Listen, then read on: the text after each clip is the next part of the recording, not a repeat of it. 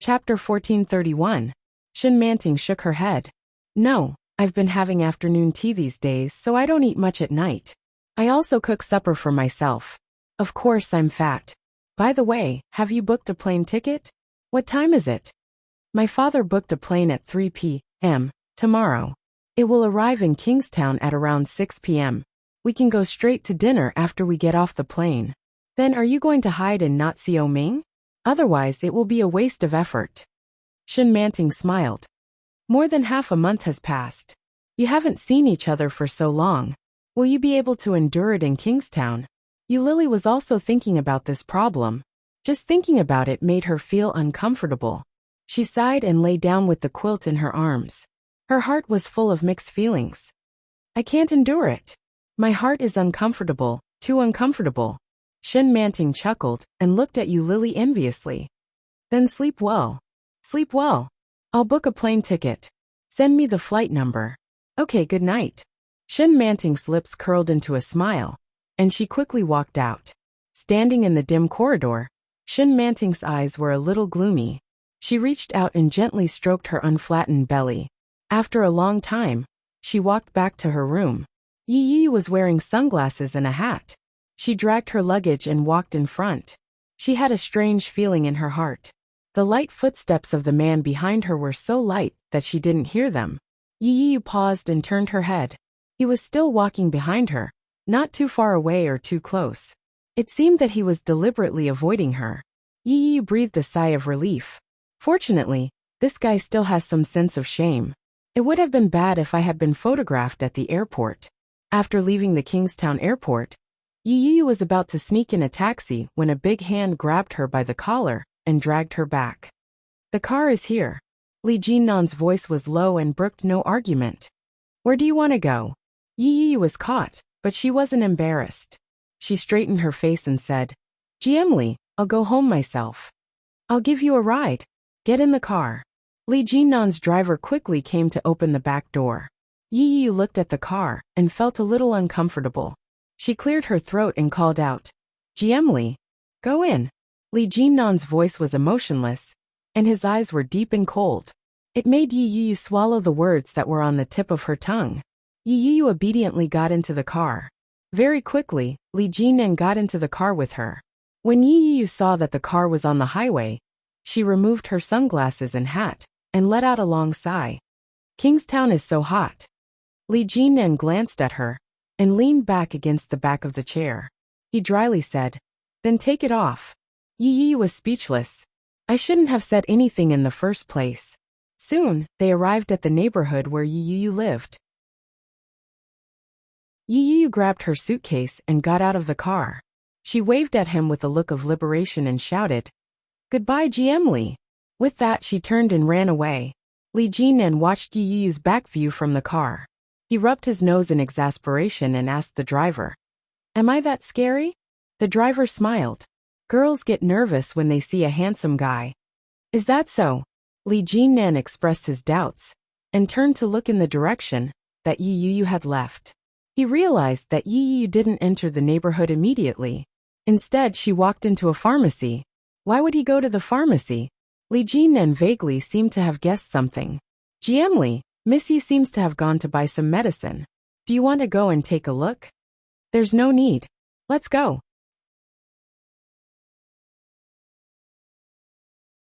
Chapter 1432. Li Jinnan sat in the car and slowly retracted his gaze. He narrowed his eyes and said, Let's go back to the old manor. Yi entered the pharmacy and bought a box of birth control pills. Only after swallowing them did her heart finally relax. This was the second time Yi had taken birth control pills. The first time was also because of Li Jinnan. Yi's heart was filled with guilt.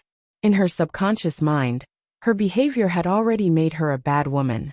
Not only had she made her husband a cuckold, but she was also involved with her own boss. Was she doing something unspoken? Yi's thoughts were running wild, and the elevator accidentally went past. She had no choice but to press the button to go back. The moment the elevator door opened, before Yi could step out, she saw a face that was far from what she had expected. Shenjilia was surprised to see Yi. Sister-in-law, aren't you in the capital? Yi Yu was stunned. She was equally surprised. Why are you in Kingstown? Are you looking for Qianqian?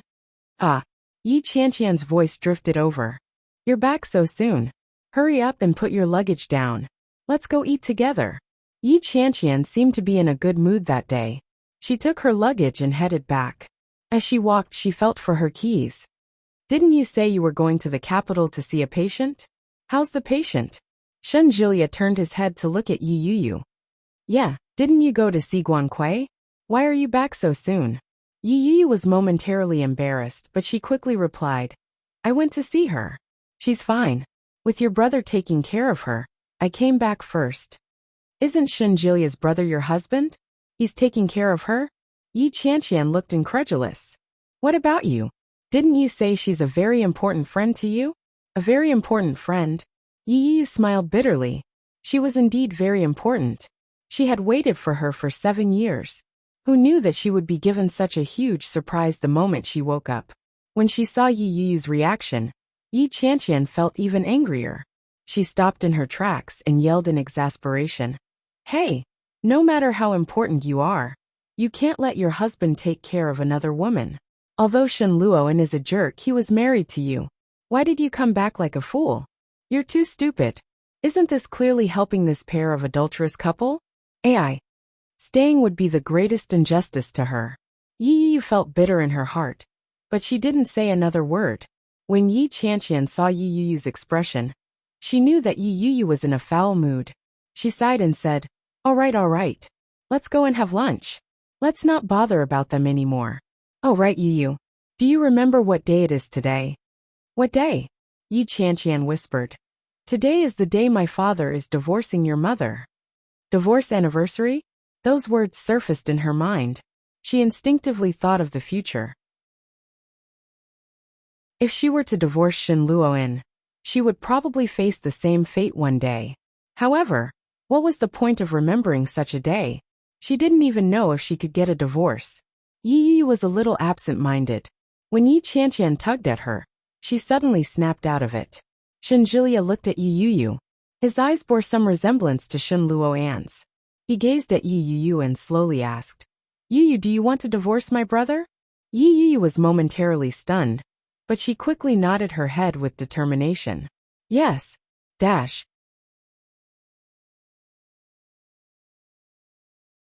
Chapter 1433.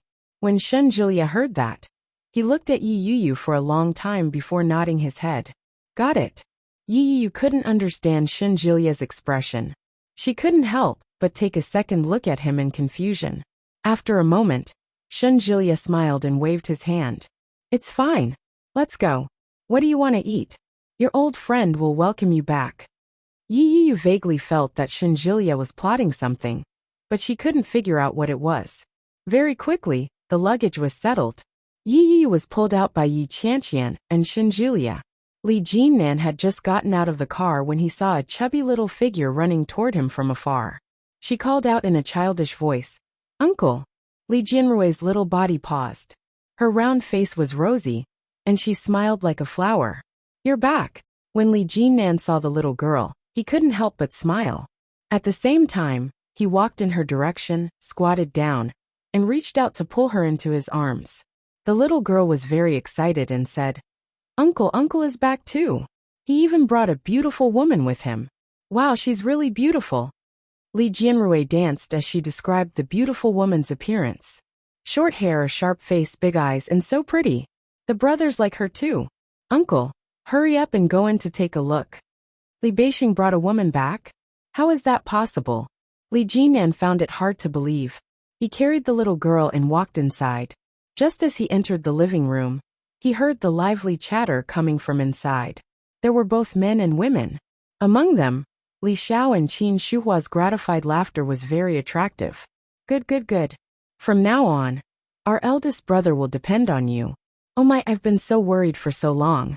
I didn't expect our eldest brother to be enlightened and find such a beautiful girl to come back. Qin Shuhua was very happy as she held the hand of a girl. The girl had willowy eyebrows, big eyes, and double eyelids. Her nose wasn't very sharp, and her mouth was very small. Her face was small and sharp, and her hair was short and dyed an ordinary orange-brown. She was wearing a summer pantsuit, and looked very capable and beautiful. This Li Jinnan found it hard to believe and asked tentatively, "Dr. Chiu?" When Chiu Manyu heard Li Jinnan's voice, she turned her head and looked over. She flashed a toothy smile and greeted Li Jinnan. "Major Li, long time no see." His candid and natural tone sounded like he was meeting an old friend that he hadn't seen for a long time. Ever since Li Jinnan had retired, he hadn't seen her in the past 4 to 5 years. "You and my brother." Li Jinnan couldn't believe it. Together? Li Beixing walked out. When he saw Li Jinnan's reaction, he harumphed and said, "Why? Can't I? I'm already so old. Can't I find a wife?" Li Jinnan's jaw dropped in disbelief. When they were in the army, Chiu Manyu was a military doctor, and Li Beixing was a lieutenant colonel. But for some reason, every time the two of them met, they would fight, be it verbally or in actual combat. In any case, there would always be some conflict. Now they actually brought him back to meet his parents. In other words, they had already been together for a long time, to the point of discussing marriage.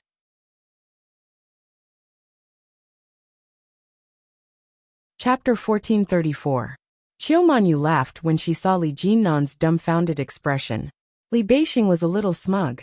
He stepped forward and patted Li Jinnan on the shoulder meaningfully. He said, "Third brother, you're the only one left. Look at your second brother. He's about to have his second child." "Uncle Carrie." Li Jianrui moved past Li Jinnan and reached out to Li Beixing. Li Beixing picked up the little girl and asked, "Can you let your little uncle marry a little aunt for you?" Li Jianrui didn't know that much. She blinked and said, "Do you mean to let little uncle marry a wife?" Li Beixing touched the little girl's nose and said, "Smart child." When Li Jianrui heard that, she smiled and said, "Okay, let uncle marry a wife. That way, uncle will have someone to sleep with at night." The little girl's words made Qin Shuhua smile. She asked, "Why should uncle find someone to sleep with?" Li Jianrui was stumped by the question. She tilted her head and thought for a while before saying, "In our family, other than uncle and great-grandfather, everyone else sleeps in pairs. Great-grandfather is old, so he won't be afraid.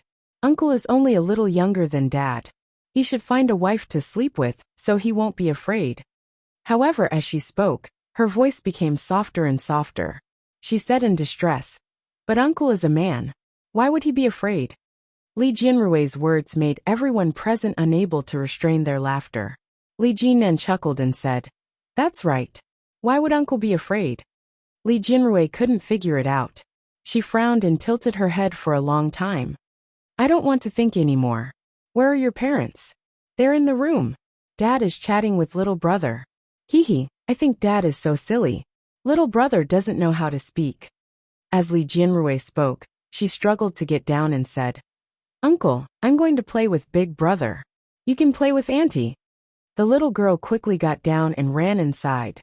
Li Beixing smiled and sat next to Chiu Manyu. He said, "Time passes so quickly. Second brother's 2 children can already run and jump.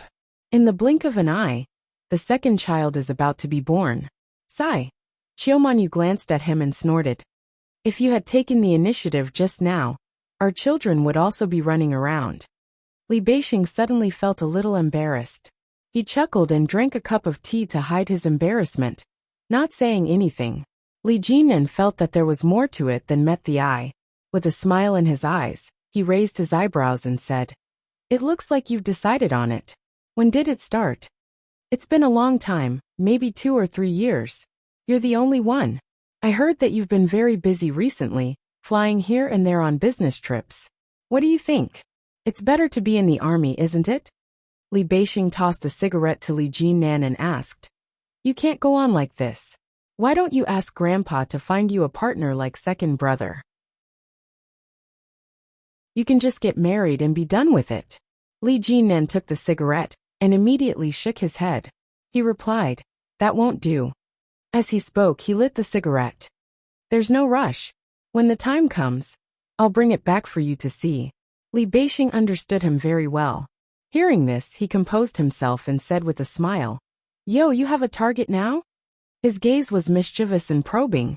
Li Jinnan subconsciously thought of Yi Yu's blushing face when she faced him. He took a puff of his cigarette and chuckled without saying a word. Such a reaction was unintentionally a tacit agreement.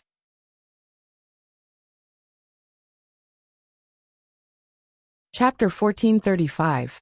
When he heard his mother's words, Li Jinnan lit his cigarette and laughed. Don't worry. It won't happen. When Qin Shuhua saw the expression on Li Jinnan's face, she knew that he had a target in mind. She smiled from ear to ear and said, Wow, all 3 of my sons have matured. They know how to get a wife. When are you bringing her home for me to take a look? I'll help you identify her. Li Jinnan took a puff of his cigarette and shook his head. We haven't even gotten married yet. When the time is right, I'll bring her home. Qin Shuhua's smile became even brighter. She nodded her head and said, As long as you know what you're doing. Don't worry. With that, she looked at Qiumanyu and asked, When are you planning to get married? Qiumanyu didn't say a word. She looked at Li Beixing. With a serious expression, Li Beixing replied, The sooner the better. I can wait, but the children can't wait. When he said that, the people around them were even more shocked. At that moment, Captain Li Sun walked out. When he heard that, shock appeared on his wizened face. He asked, What? The girls are all pregnant. The old man's voice had obviously aged a lot. From afar, he looked old with a hunched back and a head of white hair. Su Qianxi helped Grandpa walk out carefully. When she heard the news, she seemed to be very surprised and said, Brother, is that true? Qiumanyu's face was a little red. She glared at Li Beixing. Li Beixing didn't seem to realize that he had done anything wrong. He smiled and said, Yeah, if I'm not careful, I might get pregnant. That's why I say the sooner the better. When Li Jinnan heard that, he sighed even more. He shook his head and chuckled. You're too fast. Of course. I'm the big brother. If I'm fast, you won't have an excuse to reject me. Li Beixing held Qiumanyu's hand and said, Mom, let's eat. I'm hungry. Qin Shuhua was even happier. She stood up and happily walked over to the phone. She said, All right. Hurry up and get to the table. I'll call your father and ask him to come home early. When Li Xiqing came out, he was followed by 2 little boys, one in his arms. On his cold and tough face, there was a slight smile. Captain Li looked at his children and grandchildren and smiled even more happily. Patting Su Qianxi's hand, he looked at Su Qianxi's belly, which was not yet visible, and then at Qiumanyu's belly, which was not yet flat. He said, You have to quickly name your child. Haha, don't look back. If I leave, you won't even have the chance to name your child. Nonsense. Su Qianxi immediately retorted and said with some dissatisfaction, You are in good health. Exactly. The crisp voice of a little girl could be heard. Li Jianhua shouted, Long live great-grandfather. Great-grandfather will live to a ripe old age. Great-grandfather is only 75 years old now. There are still 25 years to go. Li Jianxian chimed in and said, In another 25 years, great-grandfather, my son will be born. When the time comes, great-grandfather will help me choose a name for him. Me too. Me too. Li Mosin joined in the fun and said, Great-grandfather, the names great-grandfather come up with are very nice. The children's crisp words brought tears to Captain Li's eyes. He nodded his head and said, Yes, yes. Great-grandfather wants to live until then. However, as he said those words, his withered and aged hands trembled slightly. Li Sun was well aware of that. No one knew if he could live until then.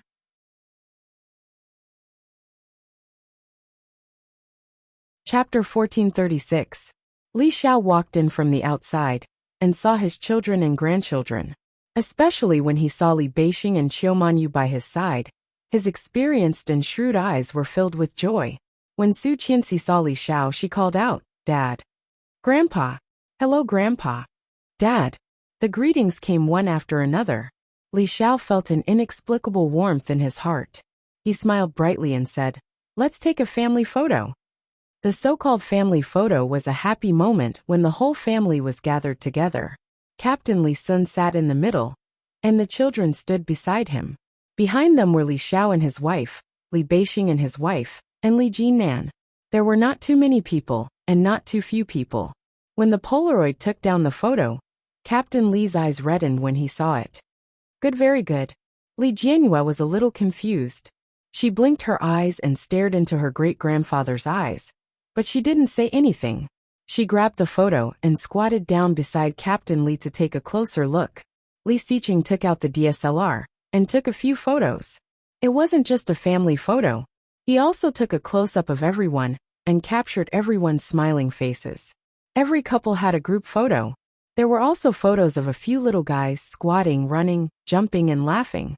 But when it was Li Jinnan's turn, he was alone.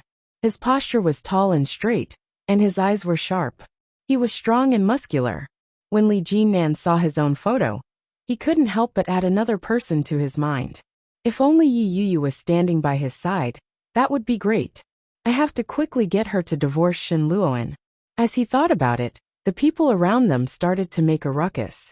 The family of more than 10 people sat at the dining table. It was lively. The old man ate slowly, his face full of smiles and kindness. After the meal, Qiu Manyu and Li Beixing accompanied the old man for a walk. The children brought them along to play. Li Jinnan sat on the sofa with a cigarette in his mouth. He didn't light it. He sat opposite Su Qianxi and looked at her belly. He asked, "How long has it been?" "More than 2 months. The baby is very healthy." Su Qianxi reached out to touch her belly with a smile on her face. She looked very happy and turned to look at Li Xiqing. Li Xiqing held her arm and glanced at the cigarette in Li Jinnan's mouth. He said, "Pregnant women are not allowed to smoke here." Li Jinnan smiled helplessly and waved his hand. All right. I didn't smoke. You really have a girlfriend?" Li Xiqing was still in disbelief. "Do I know her?" Li Jinnan shook his head. "Not yet. I'm working hard." Holding his wife's hand, he said, "The day after tomorrow is Oming's wedding. If possible, it would be best if you could trick her into coming here to meet him." "That's right." Li Jinnan laughed and said, "I'm not that easy. I'll try. Grandpa is getting old, and you are the only single man left in the family.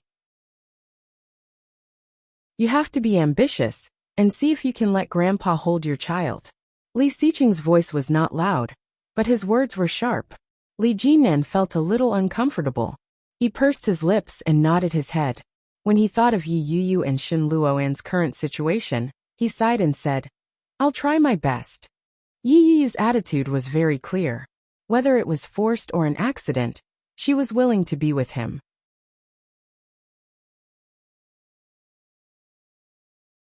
Chapter 1437. With that thought in mind, Li Jinnan's brows furrowed. His sharp, almond-shaped eyes were filled with calculation. Judging from Shen Luoan's attitude, he didn't seem willing to divorce Yi Yuyu. Since there were those rumors about him and his sister, it proved that Shen Luoan wasn't gay. So why was Shen Luoan, a healthy and mentally sound man, so indifferent to his wife? If Li Jinnan wanted them to get a divorce, he had to start with that. Narrowing his eyes, Li Jinnan tapped the cigarette in his hand and quickly stood up. "I'm going out for a while." With that, he turned and left without waiting for their response. Li Xiqing didn't mind. With his wife in his arms, he looked down at her belly and said, "Your uncle is in love. We have to understand him." Su Qianxi snorted and pushed his head away. "Go away." The baby's heart just started beating. "Who are you talking to?" Li Xiqing didn't mind at all. The corners of his lips curled up. After Li Jinnan left the house, he drove his car out onto the main road. He rolled down the windows and the wind blew in, making Li Jinnan shiver. He picked up the phone and dialed Mila's number. Mila wasn't only Yi Yuyu's manager, but she had also been her good friend for many years. If there was anything he could ask Mila, he would have a clue. Indeed, after hearing Li Jinnan's question, Mila thought for a moment and replied, "Yuyu's husband and Yuyu grew up together. Yuyu and I were classmates, and we often hung out with them.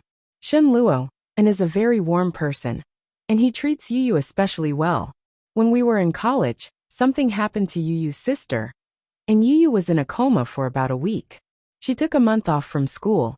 Not long after she woke up, she moved out of her stepfather's house. She didn't contact me for a long time, but I heard that she didn't have a good relationship with her family, and she rarely saw Shen Luoan." Mila's words were concise and to the point. Li Jinan couldn't help but fall into deep thought. After thinking for a moment, he asked, "When did she marry Shen Luoan?" Well, Mira thought about it. It was probably in the first half of last year. It wasn't a long time, but after they got married, Yu didn't seem very happy, and they often lived apart. Mira was a shrewd person. At this point, she already knew where to stop. Jiemli, when Yu was hospitalized, I was too busy and only visited a few times. However, I heard from Yu's biological sister that Senior Shen only visited once. Other than medical fees, he didn't even visit. Such a heartless man. I really feel bad for Yu's sister? Is it the one who was injured earlier? No, the injured one's surname is Guan. She's Yu's stepfather's daughter. The one taking care of her in the hospital is surnamed Yi. They share the same father and mother. Did that stepsister visit Yu during that period? Li Jinan asked. Mira laughed. Guan Kui went crazy a few years ago. How could she have visited her? It was also from that time that Yu's relationship with the people around her deteriorated. Everyone insisted that Yu was the one who pushed her down. But I believe that Yu isn't that kind of person. Li Jinan's frown deepened. After some thought, he nodded his head and said, I got it. In that case, the turning point was Yu's sister. Everyone insisted that Yu was the one who pushed her stepsister down. And Yu had been unconscious for more than a week. In that case, the problem must have arisen during that week. There had to be a connection between that and Shen Luoan.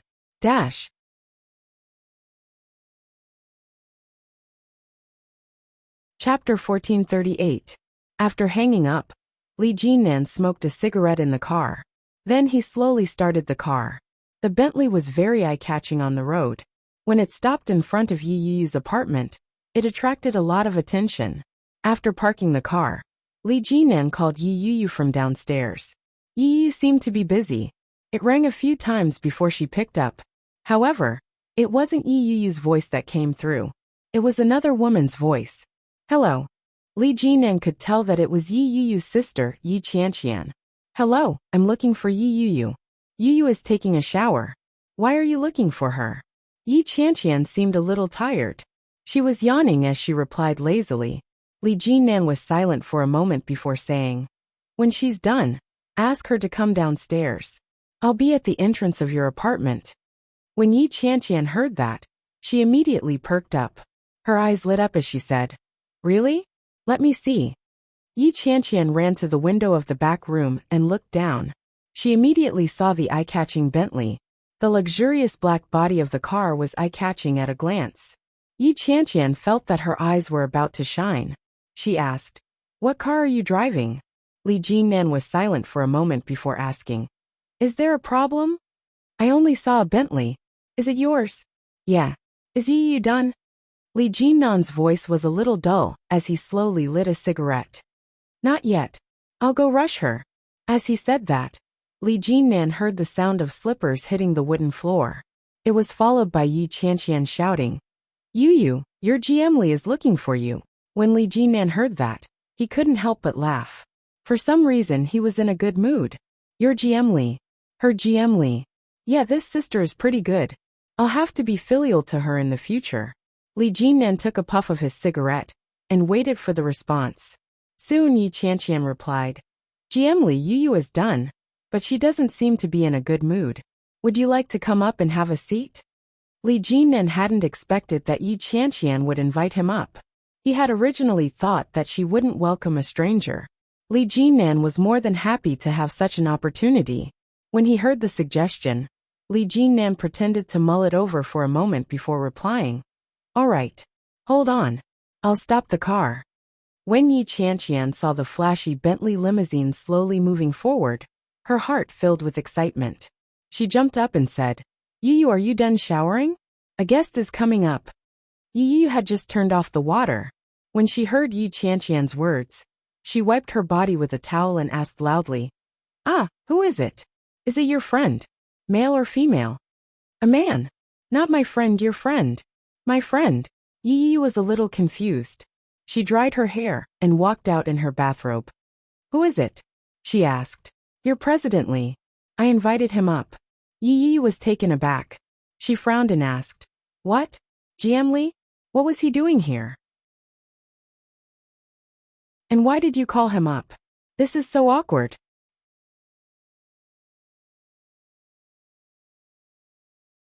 Chapter 1439. Yi Qianqian was speaking from the bottom of her heart. Regardless of whether it was in terms of looks, background, or ability, Li Jinnan was better than Shen Luoan. If she could be with Li Jinnan, all the suffering Yi Yu had endured wouldn't have been in vain. Yi Yu was pushed into the room. She rubbed her hair with exasperation and said, "I'm going to blow dry my hair." Yi Qianqian almost cried out when she heard that. Is this silly sister of mine finally getting the hang of it?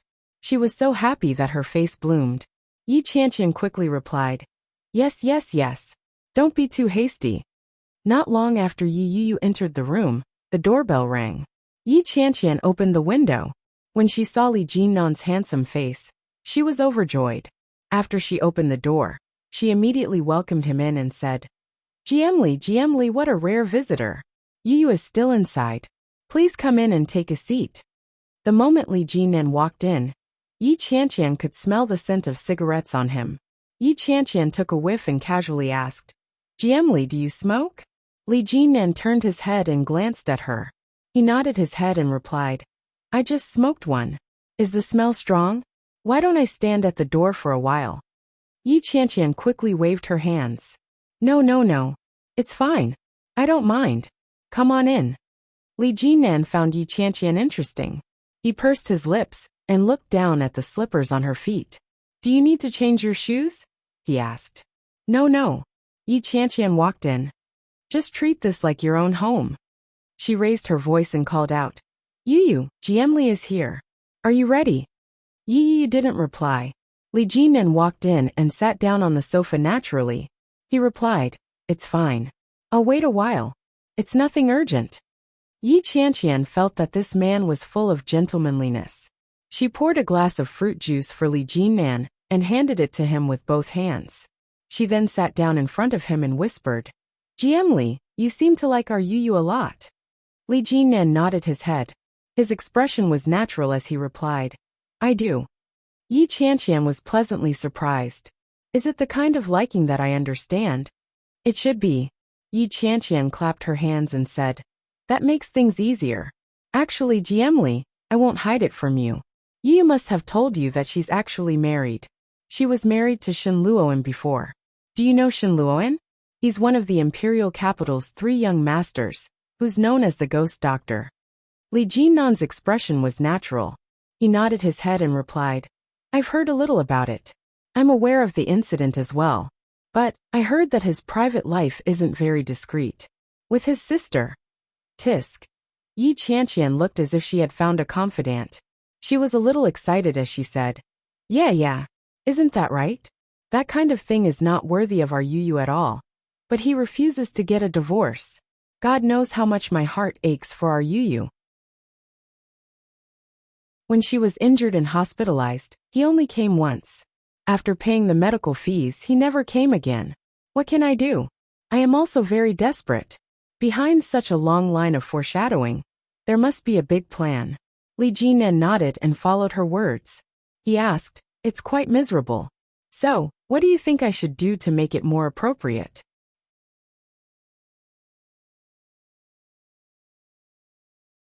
Chapter 1440. When Yi Qianqian said that, she deliberately observed Li Jinnan's reaction. His expression remained impassive. She couldn't tell if he was happy or angry. Yi Qianqian cursed in her heart. Yet another person who can't see his true colors. However, Yi Qianqian hardened her heart and continued egging him on.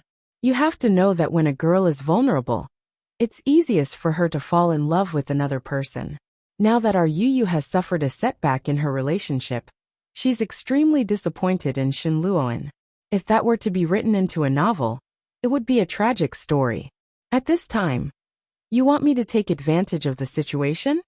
Li Jinnan interrupted her. His words hit the nail on the head. Yi Qianqian's words were stuck in her throat. She was a little embarrassed. She instinctively said, "That's not what I meant. Can I smoke?" Li Jinnan was in a strange mood. He looked at Yi Qianqian with his almond-shaped eyes, and interrupted her. Perhaps because the topic was a little off-topic, Yi Qianqian was stunned for a moment before she nodded her head. Sure. Li Jinnan took out his pack of cigarettes, and took one out. He didn't light it.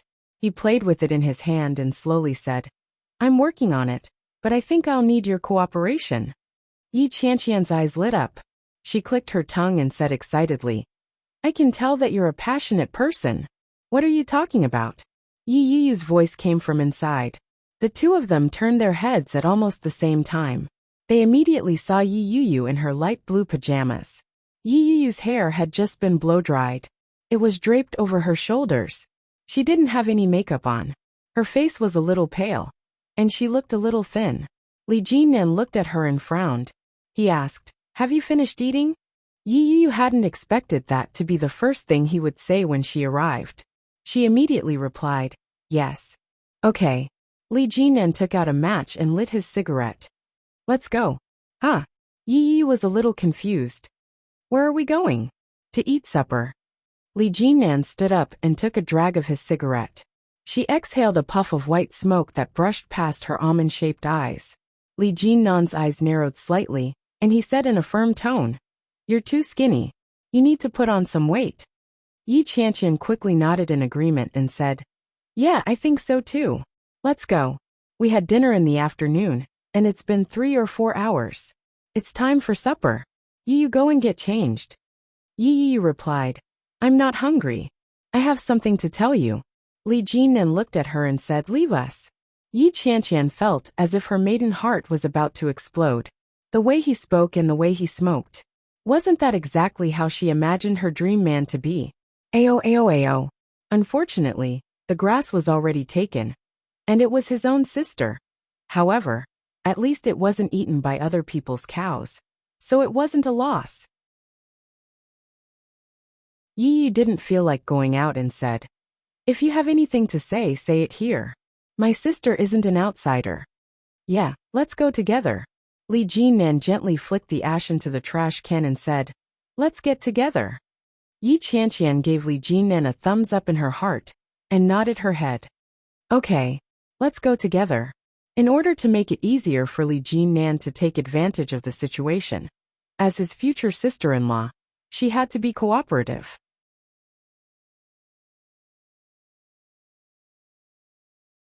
Chapter 1441. Yi Yu's words were stuck in her throat. She was speechless. Looking at Yi Qianqian, she couldn't resist her moral blackmail. After changing her clothes, the living room was filled with the faint smell of tobacco when she walked out. Li Jinnan was tall and dressed simply, but his aura couldn't be concealed. They went down the stairs and found a restaurant. Yi Qianqian ordered a few things, and left the decision to Li Jinnan.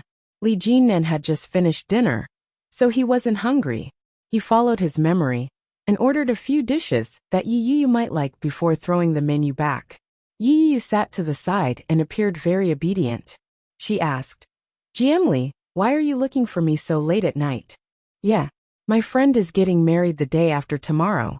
Why don't you come along? Li Jinnan tapped his fingers on the table. Be my female companion. Hey, the friend you're talking about isn't Oming, is it? Yi Qianqian asked. I'm going too, but Lily seems to have invited Shen Luoan's sister. Her name is Manting or something. Isn't it a little inappropriate for Yi Yu to be the female companion? Li Jinnan raised his eyebrows and asked, Is that so? Yeah, it's fine. It's fine as long as I'm coming. Anyway, I'm just here to be a part of Oming's wedding. Li Jinnan took a sip of tea and said slowly, After you get divorced, we can go back to being the main characters. Yi Yu was caught off guard by his unexpected words. She coughed lightly, and looked at Yi Qianqian guiltily. She immediately noticed Yi Qianqian's gossipy eyes. She picked up a teacup and took a sip. Oh, I'll be there when you get married. Yi Yu's meaning couldn't be clearer. She was trying to distance herself from Li Jinnan in front of Yi Qianqian. Li Jinnan acted as if he didn't understand. He nodded his head and said, Yeah, I heard that Oming prepared 3 wedding dresses for his wife. I'll prepare 4 for you. You can't lose out to him. Yi Yu almost choked on her tea. The tea got stuck in her throat, and she started coughing violently. She didn't know if it was because she was choking, but her face turned red. Li Jinan frowned slightly. He reached out and patted Yi Yi's back lightly. "Why are you so careless? Don't you know how to drink water?" Yi Yi coughed even more violently. She reached out to push his hand away and shook her head. She pretended that she couldn't see or hear anything. She took a sip of tea and savored it carefully. With a heartfelt sigh, she said, "This tea is pretty good." Li Jinan was in a good mood. He casually replied, "It's all right." At this moment, the waiter served the crispy fried pork tenderloin and placed it on the plate. Yi Yi felt as if she had been granted amnesty. She immediately picked up her chopsticks, picked up a piece, and stuffed it into her mouth. As she chewed on the meat, she stopped talking. Li Jinan seemed to have thought of something and asked, "What do you think?" Yi Yi pretended not to hear him as she ate. She buried her head in her bowl. When Li Jinan saw her behavior, the corners of his mouth lifted up imperceptibly. He pretended not to notice and said in a serious tone, "If it's not enough, we can add more." "Jiemli." Yi Yi couldn't take it anymore. She interrupted Li Jinan. Her tone sounded forced and stiff as she said, "I'm hungry."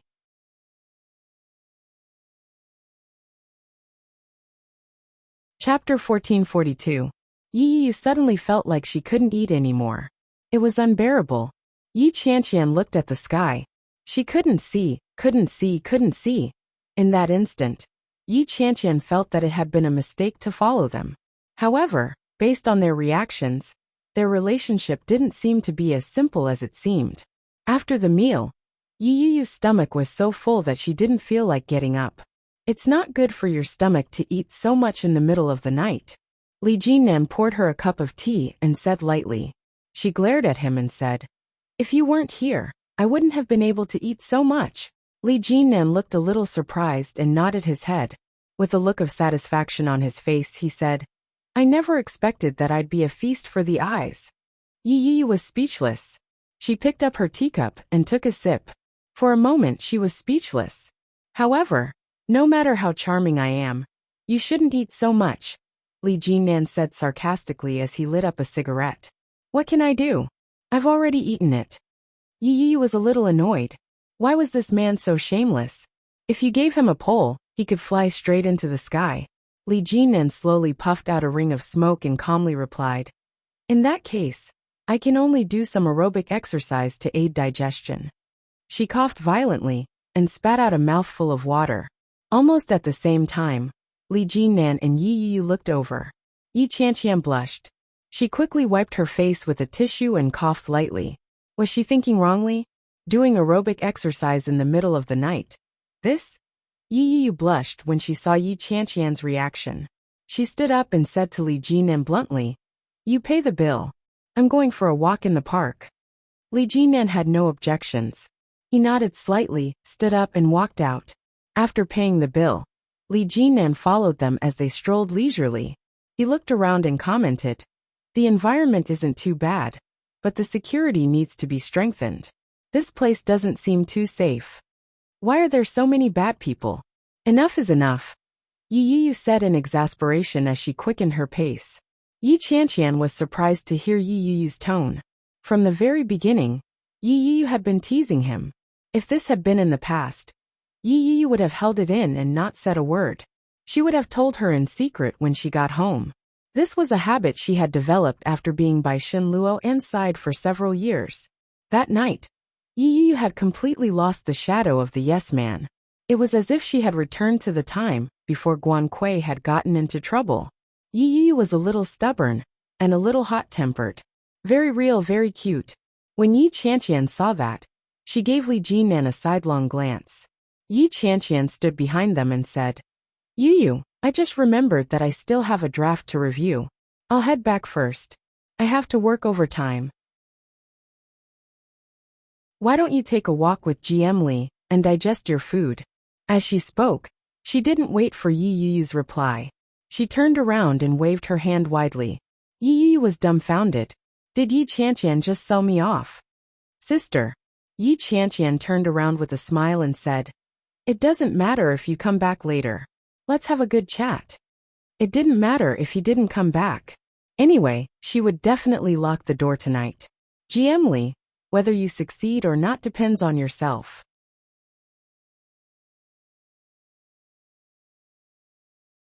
Chapter 1443. Yi Yu had been betrayed by her most trusted sister. She felt a little conflicted. She knew that Yi Qianqian was doing it for her own good. In all fairness, Li Jinnan was indeed a very good man. Regardless of his background, personality, or looks, he was top-notch. It was precisely because of this that Yi Yu stopped in her tracks.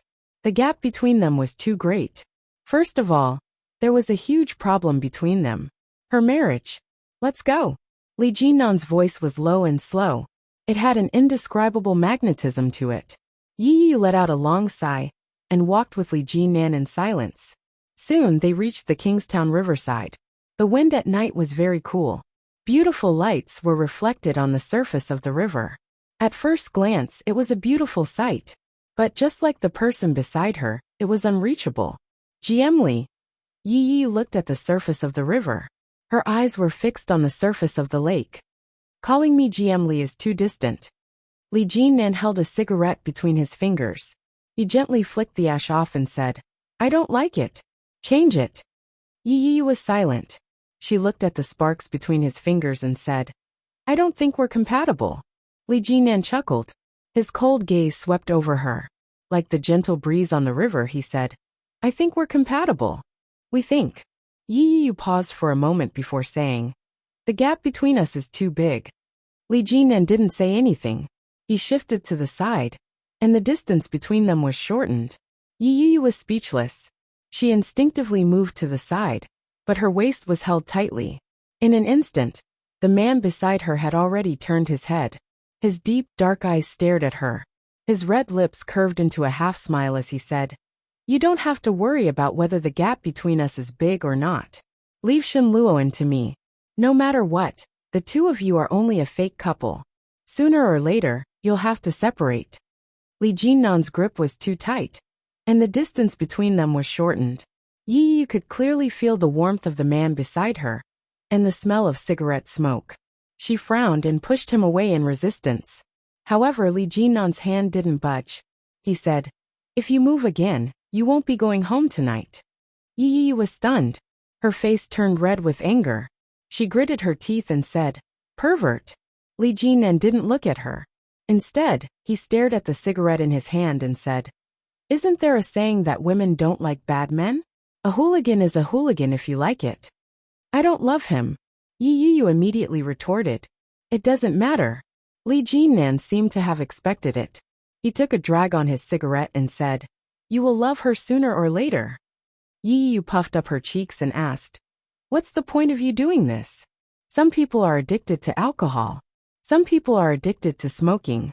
Some people are addicted to drugs. Do you know why? Li Jinnan looked at her with his dark eyes. His eyes were as dark as the night, as if he wanted to suck her in. Yi Yu was stunned for a moment before replying, It's because they're addicted. Li Jinnan's eyes curved slightly, and he nodded slightly. His gaze returned to the surface of the river as he continued. Yeah, because I'm addicted. I don't want to restrain myself. So I indulged myself. In an instant, Yi Yu understood what he meant. Because he was addicted, he didn't want to restrain himself. So he indulged. What a perfect sentence. It was indeed something that someone like him would say.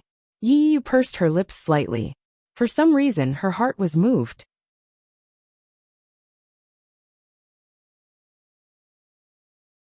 Chapter 1444. The breeze from the river was cool. The reflection of the street was bright and sparkling on the surface of the river. Yi Yu looked at the side profile of the man beside her. His face was tense and determined. Something was changing in the depths of her heart. As if sensing Yi Yu's gaze, Li Jinnan turned to look at her. His deep, dark eyes could clearly see the expression on Yi Yu's face. Her emotions began to change. His lips turned up. He tilted his head slightly and said, Let's go. Huh? Yi Yu asked. You don't want to go home? Li Jinnan put out his cigarette and asked with a half-smile. Or do you want to get a room with me? No. Yi Yu objected immediately. The smile in Li Jinnan's eyes deepened as he said, "Then let's get a room." "I said I don't want to get a room." Yi Yu gritted her teeth. Li Jinnan didn't care.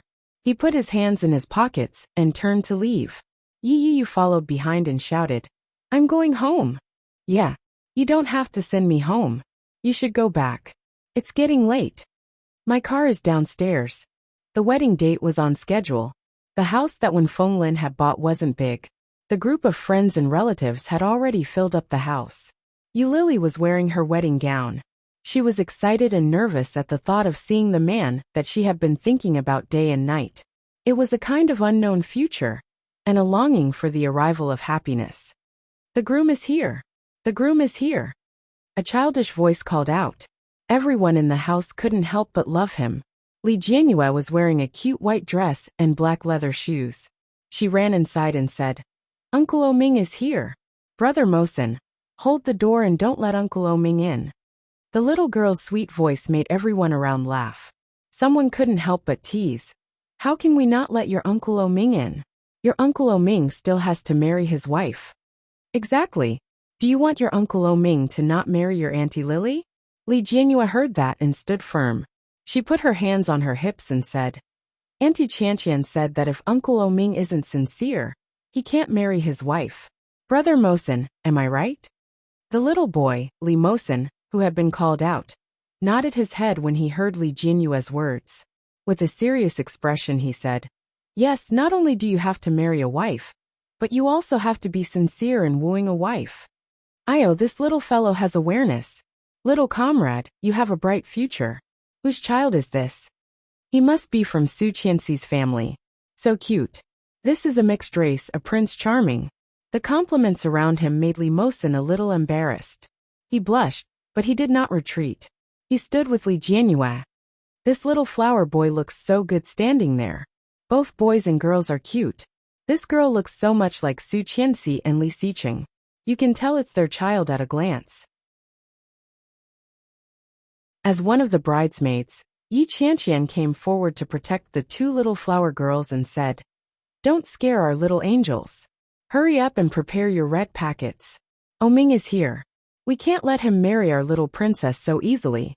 Eulili, who was surrounded, suddenly felt a burst of happiness in her heart.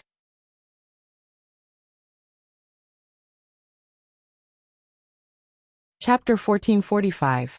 She just said that she went out to buy something. "I think she'll be back soon. Give her a call," someone said. Hearing that, Eulili subconsciously thought of the conversation she had with Shen Manting a few days ago. For some reason, she felt a little strange. When she heard what her friend said, she picked up her phone and dialed Shen Manting's number. However, Shen Manting's phone rang behind her. Yi Chantian followed the ringtone and quickly took out a white phone. She waved the phone and said, "The phone is here, but she's not.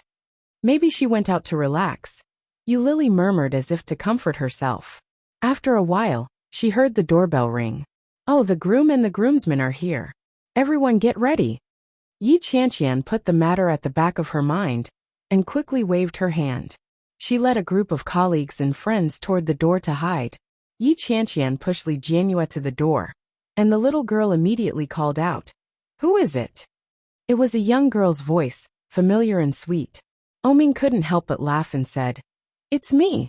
Who are you?" "I'm Uncle Oming." "Who are you today?" Li Jianyue shouted according to the lines that Yi Chantian had arranged for her. "I'm the groom. I heard that the groom has to give a red packet. Where's Uncle Oming's red packet?" "Open the door. Uncle will give you a red packet." "All right," Li Jianyue shouted. "Open the door." Yi Chantian rubbed Li Jianyue's fluffy little head and praised, "Great." Soon, the door was opened, and the group of bridesmaids inside all shouted, "Who is it?" The groomsmen behind him were all Oming's friends. When they heard that, they all laughed and said, "The groom is here to pick up the bride." "Sincerity," the group of bridesmaids shouted. Then, Oming quickly took out a stack of red packets and said, "Sincerity." The group of bridesmaids shouted happily. Li Jianyue's small body also shouted and jumped up. Everyone was paying attention to the little cutie. Oming stuffed all the red packets into the little girl's hands and said, "Help Uncle give out red packets." "Okay." Li Jianyue held a pile of red envelopes and shouted excitedly, "Brother Mosen, red envelopes!" The adults all laughed. But Yi Qianqian wasn't about to let Oming in. She said, "Where's your sincerity? Declare your love. Shout it out." The groomsman sighed and said, "Why didn't you follow the rules? You should have opened the door after taking the red packet. Our young master O doesn't know how to speak, but he still wants to declare his love. Ha ha ha ha ha. Master O, a declaration of love." He touched his nose and said, "A declaration of love. Let me think about it." The scene was filled with cheers and hoots. One of Yi Qianqian's friends walked out with a microphone that had been prepared beforehand and said, "Come, come, come. This is a declaration of love. Where's the applause?" Cheers and whistles instantly rang out. They were all a group of young people, and they were all very open. When they saw such a scene, they all became excited. A microphone was stuffed into Oming's hand. There was a smile on his handsome face, and a pair of beautiful peach blossom eyes.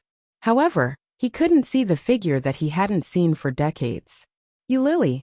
His deep and magnetic voice had a touch of evil that was exclusive to Oming.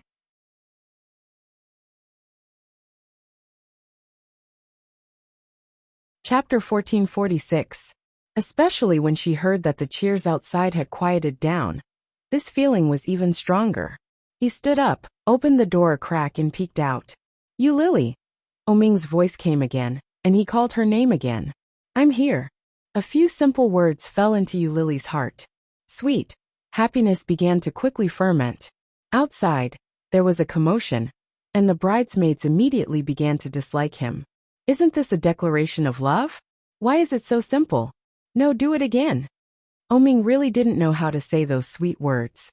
Hearing the dislike around him, he helplessly scratched his ears and cheeks, thought for a moment and said, "You Lily, I did a lot of things wrong in the past, and I even hurt you again and again. Many times we broke up and got back together. Every time, although I didn't say it, I know you must be very sad." As Oming spoke, his face turned red, especially after seeing the eyes around him. He coughed a little unnaturally and said, "But it doesn't matter. The sadness I caused you in the past, let me compensate you bit by bit in the future. We have a lifetime, and in the future, we will have children. I will continue my feelings for you to our next generation, and our future forever." "Well said." The best men immediately clapped their hands and started to applaud. In the room, Yu Lily burst into laughter, but her eyes were inexplicably hot. There was a commotion outside, and Yu Lily immediately returned to the bed and sat down. Soon the room door was opened. The group of bridesmaids rushed in and surrounded Yu Lily in an instant. Yu Lily was wearing a wedding dress that Oming had carefully designed, exquisite and gorgeous. Oming looked at Yu Lily.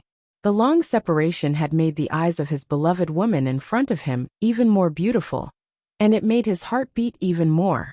Yu Lily stood up, surrounded by people. Looking at the man in front of her, she had not seen for a long time, chuckled, and said, "The words you just said are really not suitable for you." Oming walked forward, stared at her and slowly said, "I will do it." Yu Lily's lips curved, and her laughter was light. Like a bird, she flew forward and landed firmly in his arms. Yi Qianqian was secretly envious. Suddenly, the cell phone in her handbag rang again. It was Shen Manting's cell phone. Yi Qianqian walked to a corner and picked up her cell phone. She immediately saw the caller. Shen Luoan. The relationship between Shen Manting and Shen Luo and had long been an open secret. Yi Qianqian's messages were never restricted. When she saw the number, she ignored it and put it back. Yi Qianqian searched the entire area, but she couldn't find any trace of Shen Manting. However, Shen Luoan made no less than 5 calls in a row. Ding dong, she received a text message from Shen Luoan. "Where are you? If you don't tell me, I'll go to Oming's wedding to find you." Yi Qianqian sneered when she read the news. This fellow. It seemed like he was born to be a rotten person. Not only did he treat Yi Yu this way, but he also treated Shen Manting this way. Rotten. Rotten to the core. Following that, Shen Luoan called her again. Yi Qianqian quickly answered the call and angrily said, "Shen Manting has gone out. I didn't bring my phone." When he heard Yi Qianqian's voice, he seemed to be a little angry. Where did she go? Dash.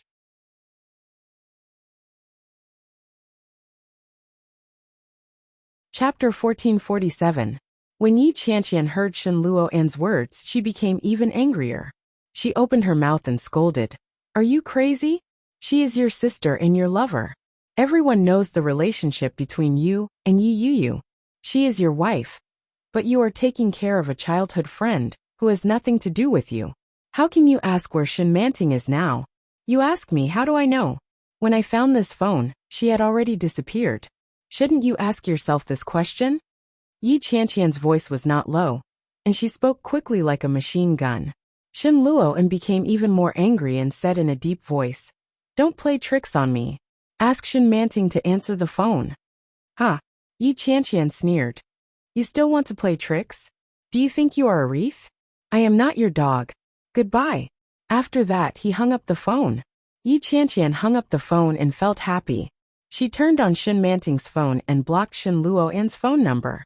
Shen Manting deliberately came to Kingstown to be Yu Lily's bridesmaid. She probably wanted to get rid of Shen Luo'an's shackles. In this case, she had done a good deed. Yi Qianqian closed the page. However, at a glance, she saw a few big words written on the screen of Shen Manting's phone. If you see my phone, please help me open the notebook. It was a white page with black words. The words were large and clear at a glance. Yi Qianqian was stunned. Looking at the phone, she suddenly felt at a loss. Is this just a desktop or some kind of message?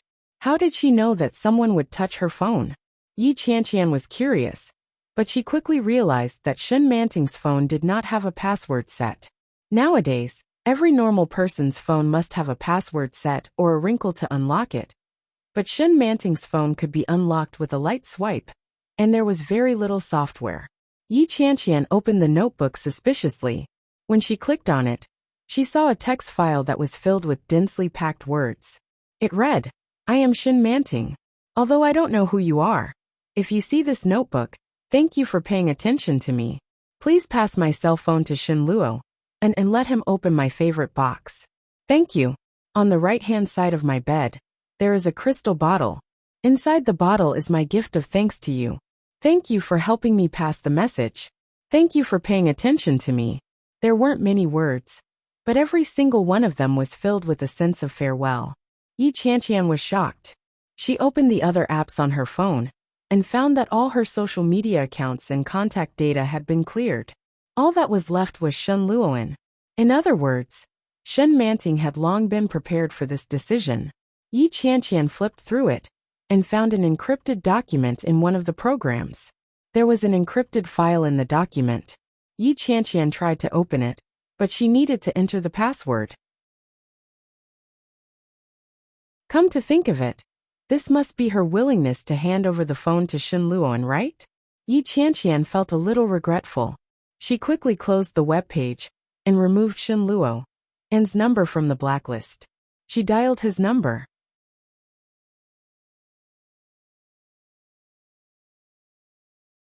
Chapter 1448. When Yi Qianqian heard his words, she knew that he must have found out about Shen Manting's departure. After a moment of silence, Yi Qianqian actually felt a little sad. He asked again, Did she say anything to you before she left? Yi Qianqian thought about it and sighed. She said, I don't know. I'm not close to Shen Manting, but I'm sure she's no longer in Kingstown. If you look for her, you might be able to find her. Shen Luo and suddenly felt a little flustered when he heard this. This was a feeling he had never felt before. It was just like the physiological reaction he had when he approached Shen Manting. It was as if he had encountered a magnet. This feeling was sudden and inexplicable. Shen Luo and felt an inexplicable sense of irritation. He couldn't help but sneer and say, Why should I look for her? Yi Qianqian's sadness suddenly turned into anger. She was so angry that she yelled, Go to hell! She hung up the phone and stomped her feet in anger. Scum! Bastard! Disgusting man! Useless man! Transplanting machine man! But after hanging up, she remembered that she was supposed to give the phone to Shen Luo'an. But she didn't want to give it to him anymore. What a slut! Qianqian, where did you go? Someone shouted from afar. Yi Qianqian immediately replied, "Coming." Today was the wedding day of Ming and Yu Lily. They couldn't be too anxious. They had to be happy, happy. Yi Qianqian adjusted her emotions and let out a long sigh before walking out.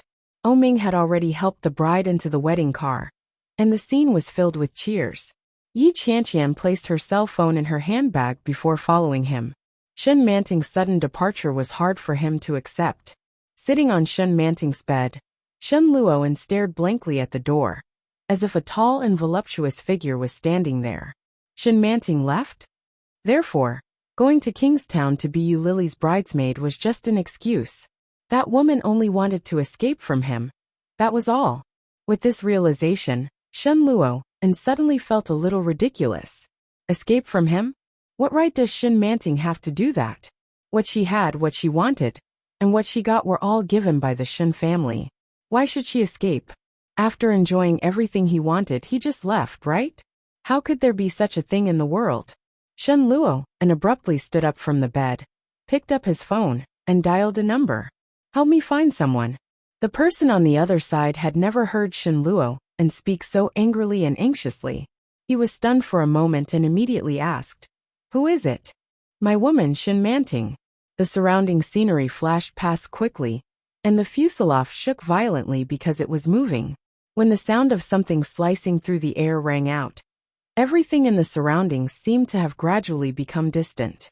Her field of vision was getting higher and higher, and the ground was getting farther and farther away. When she finally saw the layers of white clouds, her heart, which had been tense all this while, suddenly relaxed. However, perhaps it was because she had been in a highly tense state of mind all of a sudden that her heart began to tremble. Inexplicably, her eyes began to sting, and a warm current welled up in her eyes. For a moment, she couldn't hold back her tears. She let out a low whimper, and big drops of tears rolled down her cheeks and fell into the plush toy in her arms.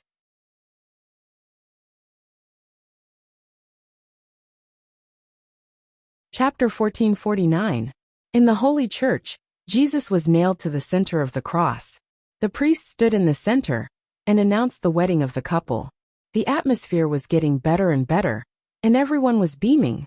But Yi Qianqian had something else hidden in her heart. "Qianqian, what are you thinking about? Lily is going to throw the bouquet." A colleague nudged Yi Qianqian, who was in a daze, and reminded her. Yi Qianqian snapped back to her senses and saw Yu Lily's blissfully slender back. At that moment, Yu Lily's back was facing them. She shouted, "1, 2, 3, catch it." Just as Yu Lily's voice fell, the girls began to shout and collectively snatch the bouquet. Since they were attending the wedding, they had to participate in the bouquet throwing activities.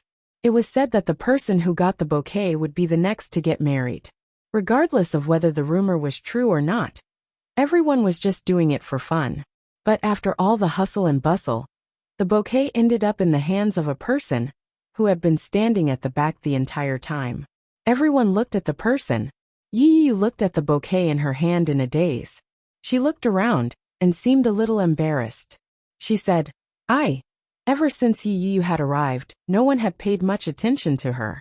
Now that she had suddenly become the owner of the bouquet, many people looked over. Many people's eyes lit up when they saw her. They began to whisper, "Who is that? She's so pretty. She looks so much like Yi Qianqian. She must be Yi Qianqian's younger sister. But she's much prettier than Yi Qianqian. Hey, she looks a little familiar. Is she some celebrity?" Li Jinan stood in the crowd and immediately noticed the shy Yi Yu. The corners of his mouth turned up slightly. He found her adorable. Su Qianxi was leading the two children. When she saw Li Jinan's subtle but genuine expression, she immediately understood what he meant. She nudged him mischievously and teased, "Have you taken a fancy to her?" Li Jinan glanced at Su Qianxi. On that familiar face was a smile that he was very familiar with. He didn't nod or shake his head, but the smile on his lips deepened. Su Qianxi understood at a glance and said, "This girl is really good. She's pretty and has a good personality. But I heard that she's married." The married person received the bouquet. Did this mean that they were married again? Su Qianxi had this thought in her mind and was immediately startled. She wouldn't marry her second uncle, would she? How could he do that? His rational mind told him that he shouldn't be superstitious, and that he should just play around with things. However, Su Qianxi was reborn. For such things, she would rather believe them than not believe them. The smile on Li Jinnan's face faded a little. Without a word, he walked in the direction of Yi Yuyu. Seeing this, Su Qianxi's heart skipped a beat, and she thought it's over. Uncle is really interested in Yi Qianqian's younger sister. What should I do? Su Qianxi subconsciously looked at Yi Yuyu, and accidentally found that Yi Yuyu seemed to be looking at her. For a moment she was embarrassed. Smiling politely, she quickly turned her head. Yi Yuyu retracted her gaze, feeling a sense of loneliness in her heart.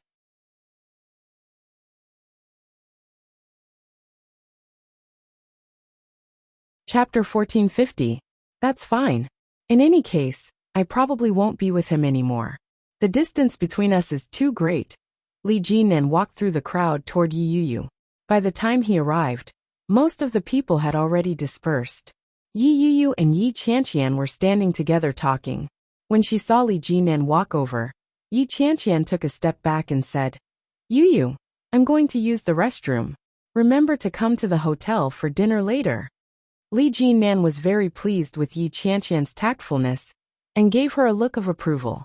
Yi Yuyu held the bouquet in her hands and felt a little uneasy. She lowered her head and was about to walk away when she was blocked. Li Jinnan stopped her with one long arm. With his long fingers, he took the bouquet she was holding and said in a low voice, Congratulations. You're next. Li Jinnan smelled of tobacco. It wasn't strong, but it smelled good. When Yi Yuyu heard Li Jinnan's obvious words, she felt a little repulsed. He had just been standing and talking with the woman he liked. His gaze was so gentle, and he looked so lovey-dovey.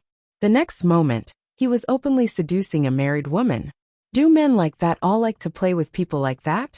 Yi Yuyu looked up at him and said, GM Li, you must be joking. You know that I'm already married. Who said you can't get married a second time? Li Jinnan said matter-of-factly, I'll give you a second time. Yi Yuyu's heart skipped a beat. She looked up and around her. She realized that there were still people looking at her. Her heart was in her throat. This feeling was no different from having an affair. Luckily, Li Jinnan's voice was very soft. Otherwise, she would have been even more embarrassed. Yi Yuyu lowered her head and quickly said, Since you like this bouquet, I'll let you have it. Goodbye.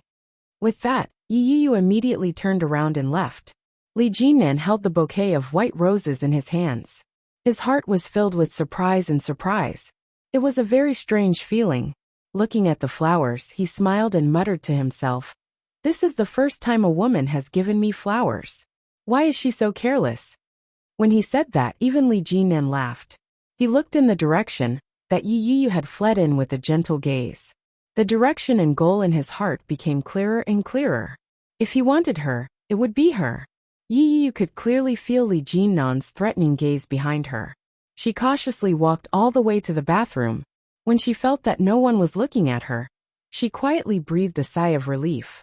He splashed his face with water, and then he heard voices coming from inside. His voice wasn't loud, so Yi Yuyu couldn't hear him clearly. He could vaguely tell that it was Yi Qianqian's voice. He walked in and knocked on the door. Sis, are you here? When Yi Qianqian heard Yi Yuyu's voice, she immediately paused and replied, It's me. Yi Yuyu walked in.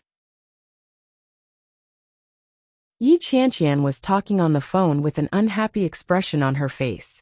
What's wrong? Yi Yuyu asked. Yi Qianqian waved her hand and motioned for her to keep quiet.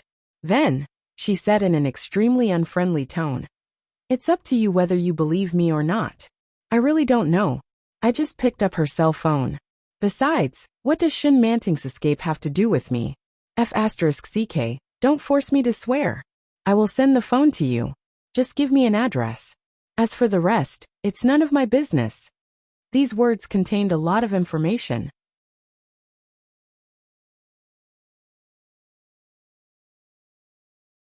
Chapter 1451.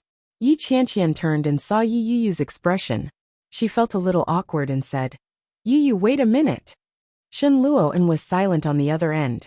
He had always had special feelings for Yi Yu. She was his wife and his childhood sweetheart. But when Yi Yu heard Yi Qianqian's confession, she leaned forward curiously. Yi Qianqian hung up the phone. Yi Yu didn't hear anything. What are you talking about? What do you mean by Shen Manting ran away? Yi Yu had a bad feeling in her heart. She looked at Yi Qianqian's guilty eyes and asked in a questioning tone, "How did you know?" As she spoke, her eyes fell on Yi Qianqian's hand. "This phone belongs to Shen Manting, doesn't it?" "Aya." Yi Qianqian was getting impatient. "Can you stop asking? It's not a good thing for you anyway." "What do you mean?" "Aya, I'm not sure what happened. But didn't Shen Manting say she was going to be Lily's bridesmaid today?" Yi Yu nodded. Yi Qianqian continued. "Actually, it was just a ruse. Shen Manting left her cell phone here and waited for us to find it. After leaving a message, we don't know where she went. I'm guessing that she's already gone. But Shen Luo and is like a F***king psychopath. He keeps calling and pressing for answers." Yi Qianqian clenched her teeth in anger and said, "But it's best if Shen Luo finds that woman. Otherwise, he'll definitely pester you in the future." Shen Manting also diverted his attention. If Shen Manting really runs away from home and doesn't come back, then Yi Qianqian was terrified. "Absolutely not. You must get a divorce. This kind of man is unacceptable." Yi Yu was silent when she heard that. Shen Manting really left. It wasn't that Yi Yu didn't know about the relationship between Shen Luo and her. She just didn't know how they interacted. When she saw this result, she naturally knew it wasn't good. She pursed her lips and said, "Don't be afraid, older sister. Even if Shen Manting is gone, there's still Guangquei. We've been separated for more than a year since our marriage. In a few more months, we'll be able to file for divorce." When Yi Qianqian heard that, a look of shock and disbelief appeared on her face. She exclaimed, "Oh my God! You've finally come around. Oh my God!" What followed was astonishing excitement. Yi Qianqian suddenly jumped up and laughed out loud. She immediately hugged Yi Yu and shouted, "That's great! That's great! You must hold on to Li Jinan. Compared to that perverted scumbag, he is the best of the best." Yi Qianqian's exaggerated expression and tone made Yi Yu feel guilty. He immediately pushed her down and covered her mouth. "Keep your voice down. What if someone hears you?" When Yi Qianqian heard that, she got even more excited. She put her arm around Yi Qianqian's shoulder and asked, "How's your relationship with Li Jinan now? Oh my, why did you come back so early the night before yesterday? You should have stayed a little longer to cultivate your relationship. Don't mess around." Yi Yu looked at her reproachfully. "Between him and me, I don't think it's possible."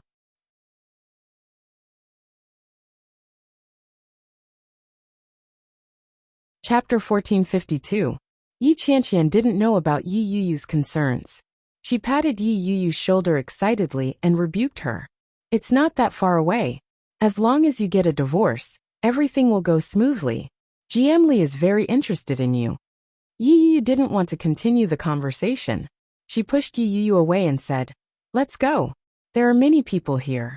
It'll be awkward if someone hears us." Yi Qianqian's mood brightened immediately. She nodded her head and led Yi Yu out. Many people had already gone to the hotel. After Yi Qianqian and Yi Yu walked out, the crowd around them had lessened. Just as they walked out, they saw a black car parked outside. The car was a beautiful mirror, and the reflection of the two of them was reflected in it. In an instant, the car window was lowered, revealing the face of the person inside. Yi Yu and Yi Qianqian thought of the same person at the same time. Li Jinan. But when the car window was lowered, they saw another face. His face was handsome and resolute. It was a very pleasing to the eye. However, when compared to Li Jinan's, it was a far cry from his looks. Yi Yu and Yi Qianqian were a little disappointed. The man said, "Miss Yi, third young master asked me to pick you up." That one sentence pulled back all the disappointment in his heart. They naturally knew who third young master was referring to. The two of them quickly got into the car. Yi Qianqian looked a little happy and said, "There are too many people here. Third young master is so considerate." Yi Yu pursed her lips and didn't say a word. The hotel wasn't far, and there were many guests coming and going. It was very lively. Lily changed her clothes and changed her makeup in the bridal room. She was so tired that she was about to collapse. The dress for the toast was a long red cheongsam. She had to wear a pair of very high heels. Usually, this was no trouble for Lily. But today, it was a little difficult for Lily. When she stepped out of the door in her high heels, she almost fell. The assistant beside her was quick to react and immediately supported her. Lily was still in shock. Before she could breathe a sigh of relief, she heard familiar footsteps. Ming was extraordinarily handsome that day. He was wearing a black silk Chinese tunic suit with dark patterns and a jazz hat on his head. When he walked over, a pair of bright, almond-shaped eyes looked over, and he walked a little faster to take Lily. Feeling the familiar aura, Lily's heart calmed down. "You go ahead with your work," Ming said to his assistant. The assistant quickly left. Ming held Lily up and asked with a frown, "What's wrong?" "Too tired." "Well." Lily stood up straight and looked up at him. Her eyes were sparkling. She smiled sweetly and said, "Come in." With that, she pulled him back into the bride's room. Her footsteps were a little hurried, and she couldn't wait any longer. Ming, who was watching from behind, was shocked. He put his hand behind her. As soon as they entered, Lily closed the door, but before she had time to lock it, she was taken by a strong and powerful hand. Lily was caught off guard and bumped into a strong chest. In a moment, she clearly felt a strong heartbeat in front of her and a burning gaze.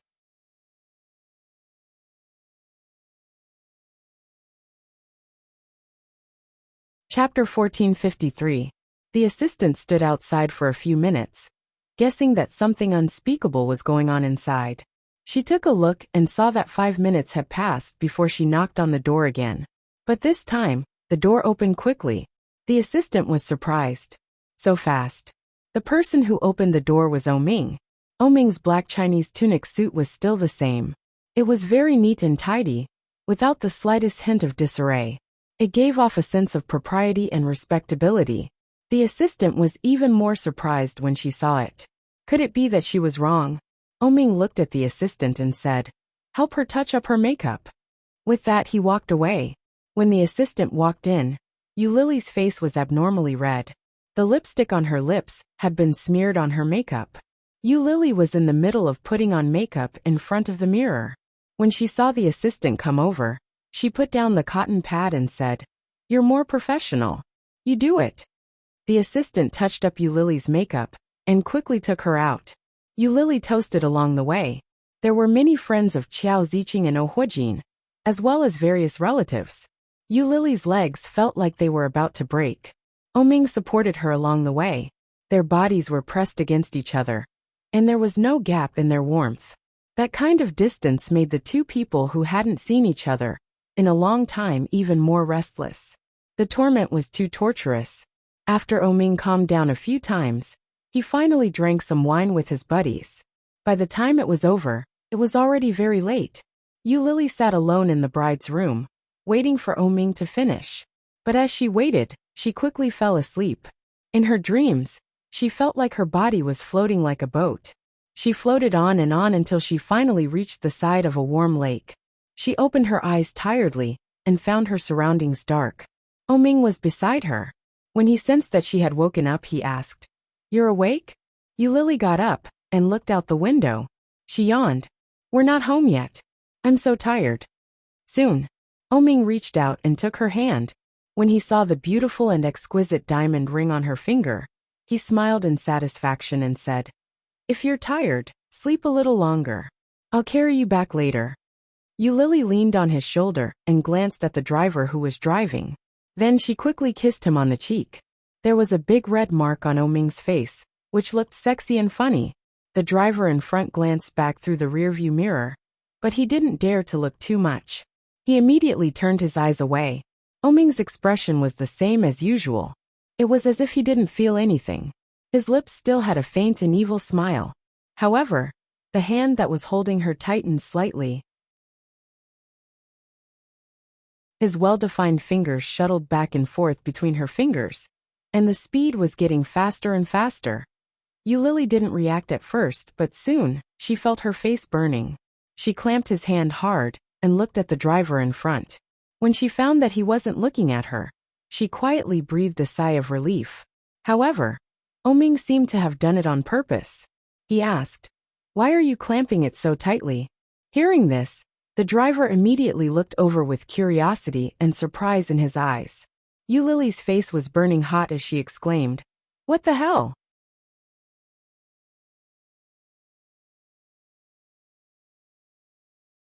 Chapter 1454. Xiao Ziqing was right. She had to be prepared at all times. But could she really have it just like that? Lily felt a little guilty. When she saw Xiao Ziqing's expectant gaze, she felt even more guilty. Did Oming's mother know that she had an abortion? If she didn't, would she be angry when she found out now? Lily was in a daze. Suddenly, someone nudged her. When Fenglin looked at her and asked, "What are you thinking about? Why are you so engrossed?" Lily shook her head and replied, "Daddy, have you eaten? Are you hungry?" "I've had lunch. I'm not hungry now." When Fenglin smiled happily, the two dimples on his lips were very deep. He looked at her and asked, "Would you like to cook for me?" Lily giggled and hooked her arm around Wen Fenglin's and asked, "What would you like to eat, Daddy? I'll make it for you." "What about me?" Oming didn't back down. He walked over and said, "Hubby would like to eat sweet and sour pork ribs." When Fenglin smiled, looking at the happy couple, he felt extremely comforted. Lily and Nanny Zhang went to buy some groceries and quickly started cooking at home. It had to be said that Lily's culinary skills were excellent. Not only did she look and smell great, but she also took care of everyone's taste buds. After the meal, everyone was in a good mood. After the meal, Lily sat on the sofa and dozed off. "Little pig, go to sleep after you're full." Oming sat beside her and put his arm around her shoulder so that she could lean on his shoulder. "Are you that tired? Let's go home early tonight. I won't torture you any longer." When Lily heard that, her eyes flew open and she looked around. When she realized that there was no one around, she let out a sigh of relief. She turned her head and slapped Oming's hand. "You're going to die. You said it so loudly. It'll be so embarrassing if someone hears you." Oming felt a little innocent and replied, "We're husband and wife. Isn't it normal to torture each other? Mom and Dad are both experienced people. No one will laugh at you." Lily was a little unhappy and turned her head away in a huff. But her body still leaned on Oming's. She felt tired and said, "I'm tired. Let's go back." "Well, let's go." Oming pulled her up, said goodbye to the elders and drove home. When she got home, Lily didn't even want to take a shower. She just went straight to bed. Lily's nap was incredible. He fell into bed around 8 in the evening and woke up around 9 in the morning. Lily's head was heavy and her feet were light. When she got up, she felt her throat was very empty. She went to the bathroom to rinse her mouth. But as soon as the water entered her mouth, Lily felt her mouth was bitter. All of a sudden, Lily felt a wave of nausea in her throat, and she retched into the basin. The door to the bathroom wasn't closed. When Oming came back from his morning jog, he heard Lily retching. He walked in with a frown and gently patted her back, asking in a low voice, "What's wrong?" "I slept for too long. I feel terrible." Lily squeezed some toothpaste out of her mouth. "I'm fine now. I'll brush my teeth." Oming looked at her face. It was frighteningly pale. He reached out to touch her forehead and asked, "You look terrible. Where are you feeling uncomfortable?" "Oh." Lily held a mouthful of water in her mouth. As she brushed her teeth, she mumbled, "I slept for too long. I feel dizzy. I'm fine. You can go out."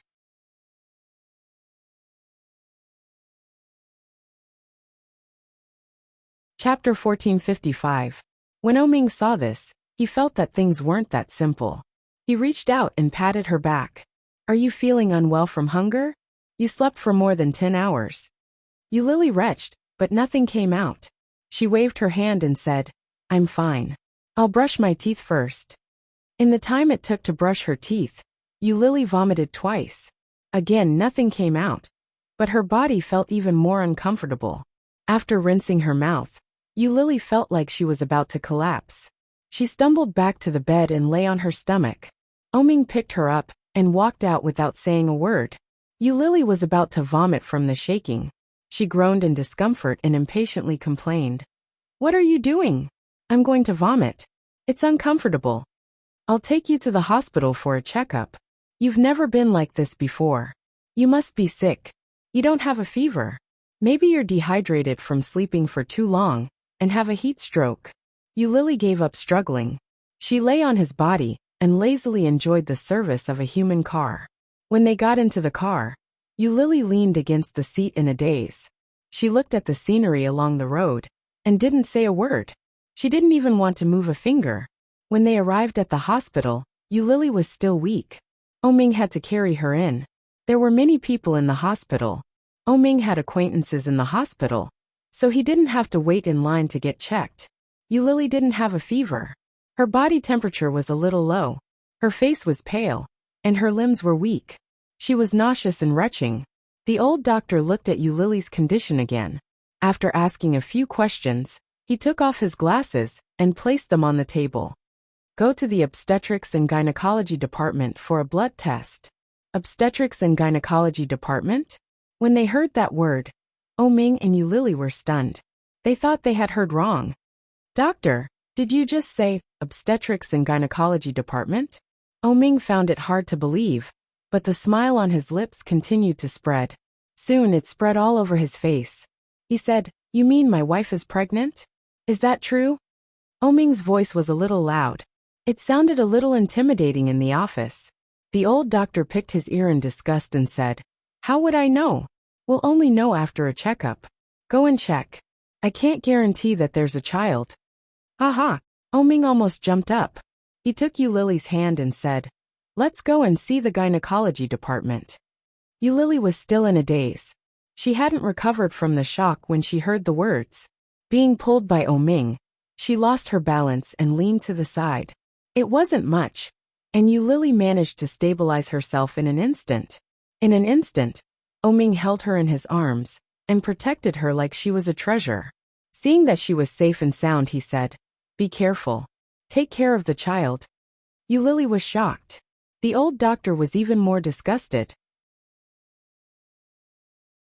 She tossed Lily's medical records aside and said, "I didn't say that I'm definitely pregnant. Don't be too happy. Go, go, go. Hurry up and register for the obstetrics and gynecology department." Oming quickly nodded his head and pulled Lily up. As they walked, he placed his hands on either side of Lily and stared at her stomach as he said, "Be careful, be careful."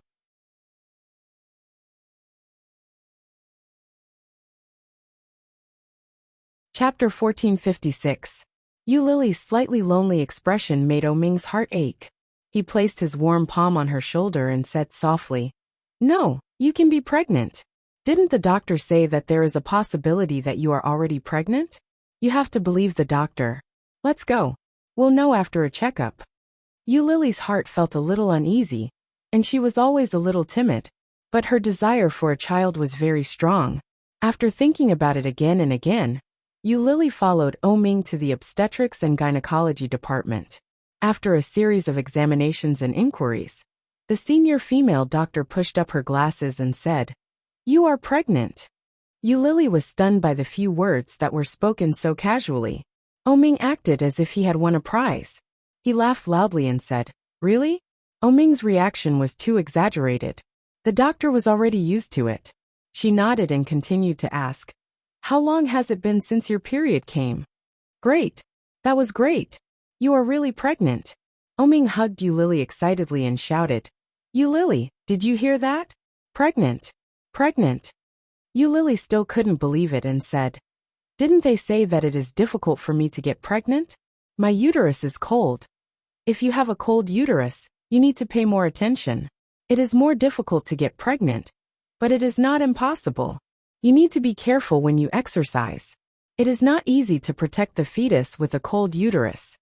The doctor lowered her head to write and said, "When was the last time you had a period?" "More than a month ago.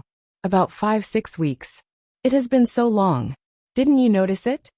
The doctor looked at her and asked, "My period is a bit messy. Sometimes it is less than a month.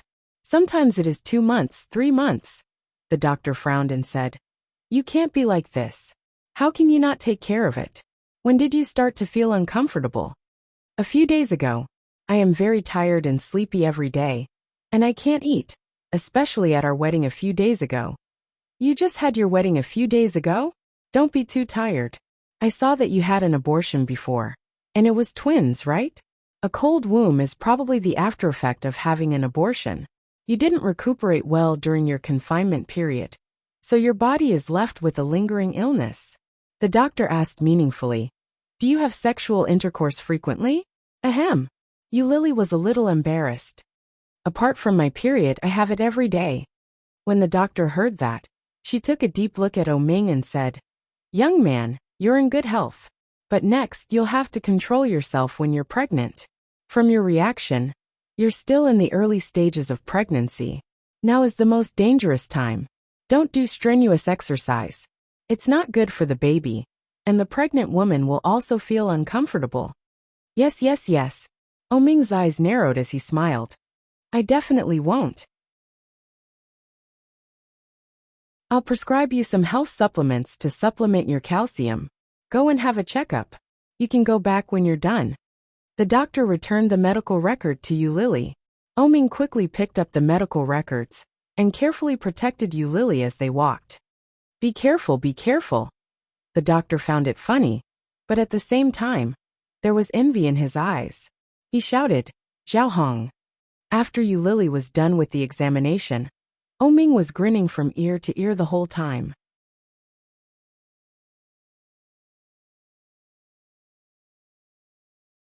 Chapter 1457. Ming smiled even more foolishly. He touched his head and said, "I'm going to be a father. Our children are back." Hearing that, Lily smiled and reached out to touch her lower abdomen. She felt a little magical. She thought she would never be a mother in her life. She didn't expect it to be so soon. This child came more suddenly than she had imagined. That's great. God didn't deprive me of my right to be a mother. God is still kind. Ming saw her little movement and stopped. He gently held her in his arms and whispered, "Don't think too much. In the future, I will be the father, and you will be the mother. These 5 children will definitely be born smoothly and healthily." Lily was amused by Ming's words. She reached out and patted him. "What do you think I am? 5 children?" Ming laughed and hugged her. He kissed her on the cheek and said, "Let's go back, mother of the children." "Well, yes, father of the children." As they went back and forth, their faces were filled with smiles. As soon as Ming got in the car, he called Xiao Ziqing. It was already afternoon, and Xiao Ziqing seemed to be working out. When she received Ming's call, she was a little out of breath and said, "Hello. If you have something to say it quickly. I'm very busy." Ming smiled and said as he drove, "Mom, I want to tell you something very happy. Do you want to guess?" "What is it? Just say it." "I don't have time to guess." Xiao Ziqing was a little impatient. She was running and panting. "Hey, why is your temper getting worse? Are you going through menopause? Get lost. If there's nothing else, I'm hanging up." "Mom, you're going to be a grandmother." Ming's words were a little sudden, and Xiao Ziqing was stunned. She immediately pressed the stop button on the treadmill and asked incredulously, "What did you just say?" "You're going to be a grandmother, I'm going to be a father, and Lily is going to be a mother. Our little baby is going to be born." Xiao Ziqing laughed and said, "So fast. You're too amazing. I thought it would be difficult for Lily to get pregnant. I was already mentally prepared with your father. But you did this to me." Ming had turned on the car phone and put it on speaker. When the couple heard this, they were both stunned. "Mom, how did you know?" Xiao Ziqing was in a good mood. She snorted and said, "Do you think Mommy doesn't know anything? Let me tell you, I know everything. Do you think you'll be fine just by hiding it from me? I will investigate it myself." In other words, Xiao Ziqing knew about this a long time ago, but she didn't use it to cause trouble for her. That meant that he had completely accepted Lily, right? Realizing this, Lily suddenly felt a little happy. An indescribable emotion rushed up from the bottom of his heart. Tears welled up in her eyes as she sobbed, "Mom!" Suddenly hearing Lily's voice, Xiao Ziqing was silent. He stopped the car on the side of the road and comforted her. Why are you crying? Don't cry, don't cry. Be good and take good care of the child. My wife, don't cry.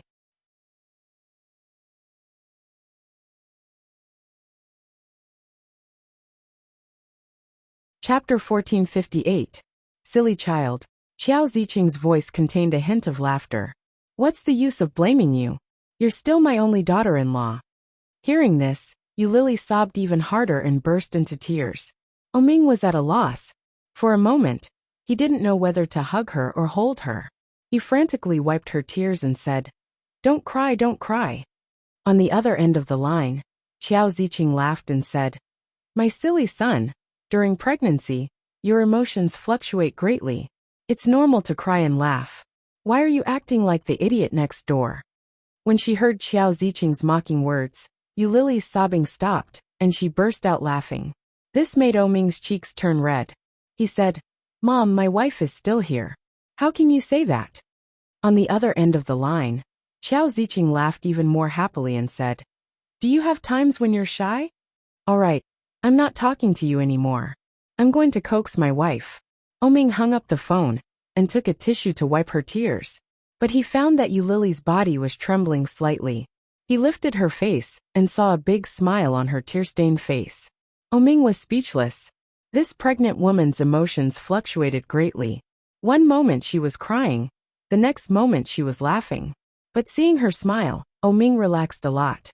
He smiled bitterly and said, You're going to make me crazy. Yulili laughed out loud and said, Idiot next door, ha ha ha ha. Oming was speechless. Resigned to his fate, Oming quickly drove back to the villa. As he drove, he made phone calls. Along the way, Oming informed all his good friends. The first thing he called was Li Xiqing. The first thing he said was, Second brother, I'm going to be a father. Li Xiqing replied, Oh, I've been a father for a long time. No, mine is different from yours, Oming said. How is it different? Oh, I'm the father of a pair of twins. You only have one child, right? No, it's my first time being a father. I just found out today. Shouldn't you congratulate me? Li Xiqing was accompanying his wife for a prenatal checkup. Looking at Su Qianxi in the ultrasound room, he smiled and said, Congratulations, but I'm going to be a father for the second time. You should congratulate me too. Oming. I can't continue this conversation. He hung up the phone and called Luozhan. Luozhan was typing on the keyboard in the company. Lines of code jumped out, and the psychological sense of achievement was also surging. The phone rang. It was Oming.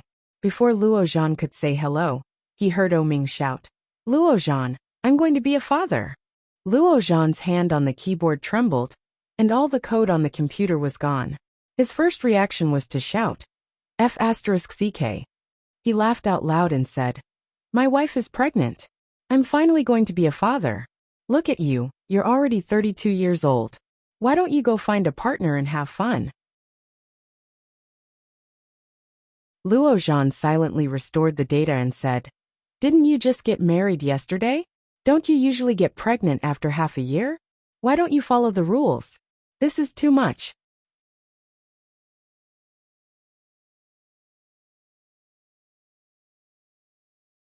Chapter 1459. Luozhan was speechless.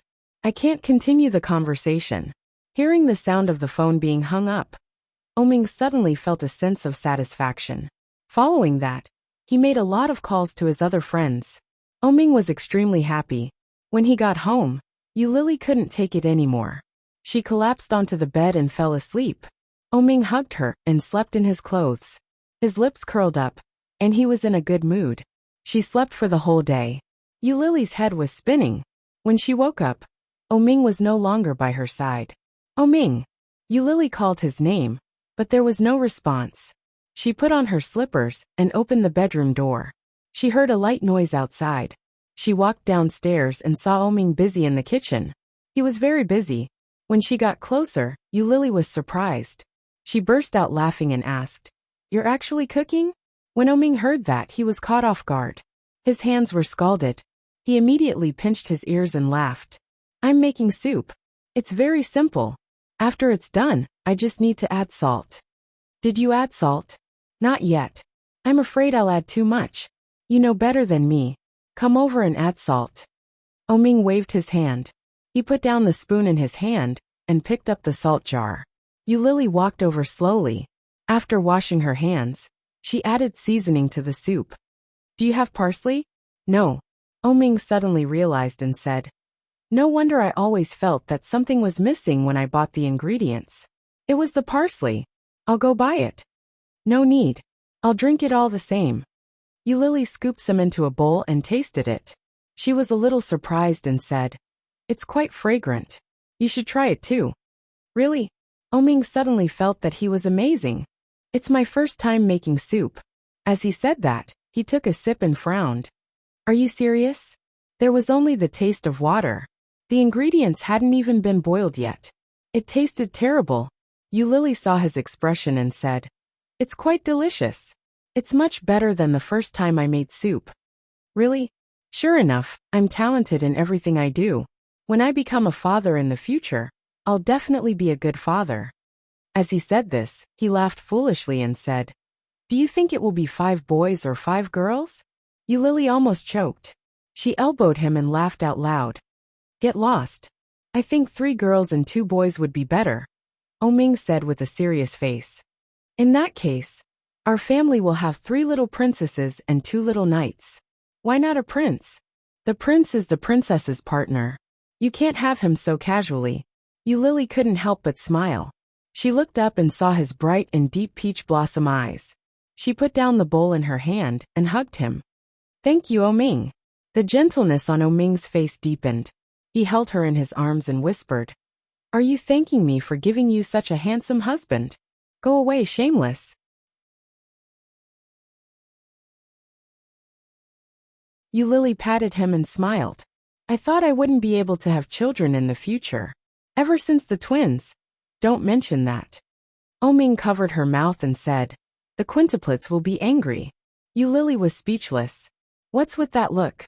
The quintuplets will really be angry. Oming smiled brightly and lowered his head to kiss her lips. Don't think about the unhappy things in the past. Those 2 children are not fated with us. In the future, we will have more children. Dash.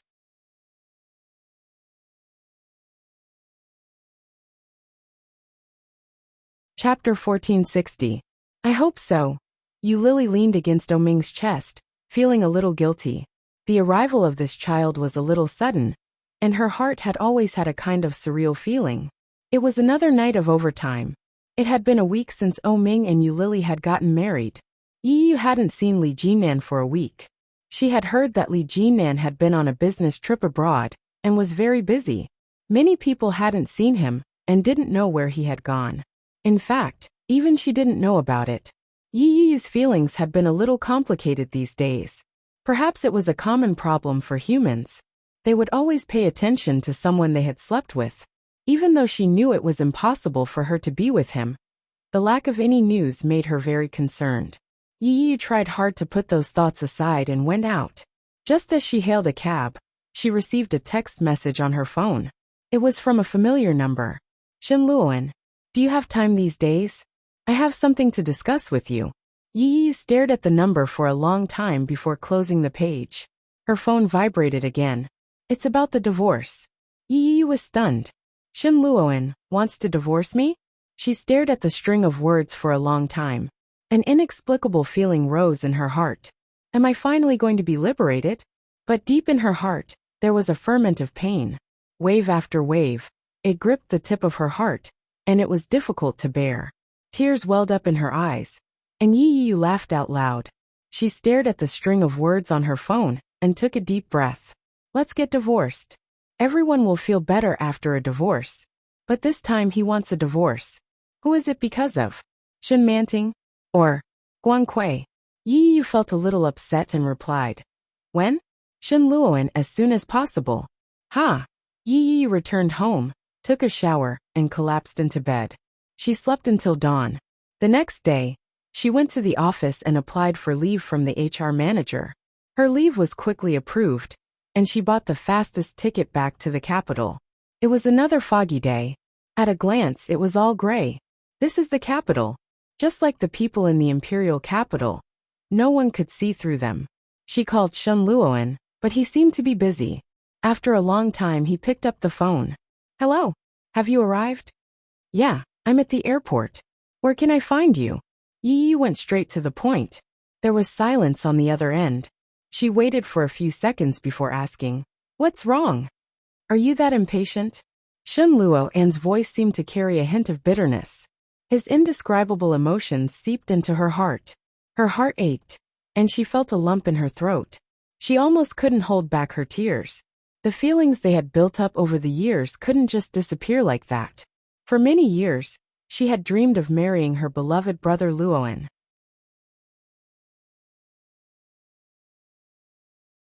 However, the grievances she had suffered over the past few years would not vanish just because of a few words from him. When he hated and resented her because of Guan Kui, when he abandoned her because of Shin Manting, she would also be in pain.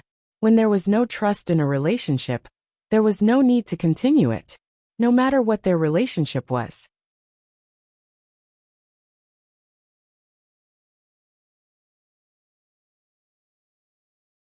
Chapter 1461. Yeah, I'm at the hospital. Come to the hospital. Shen Luoan added.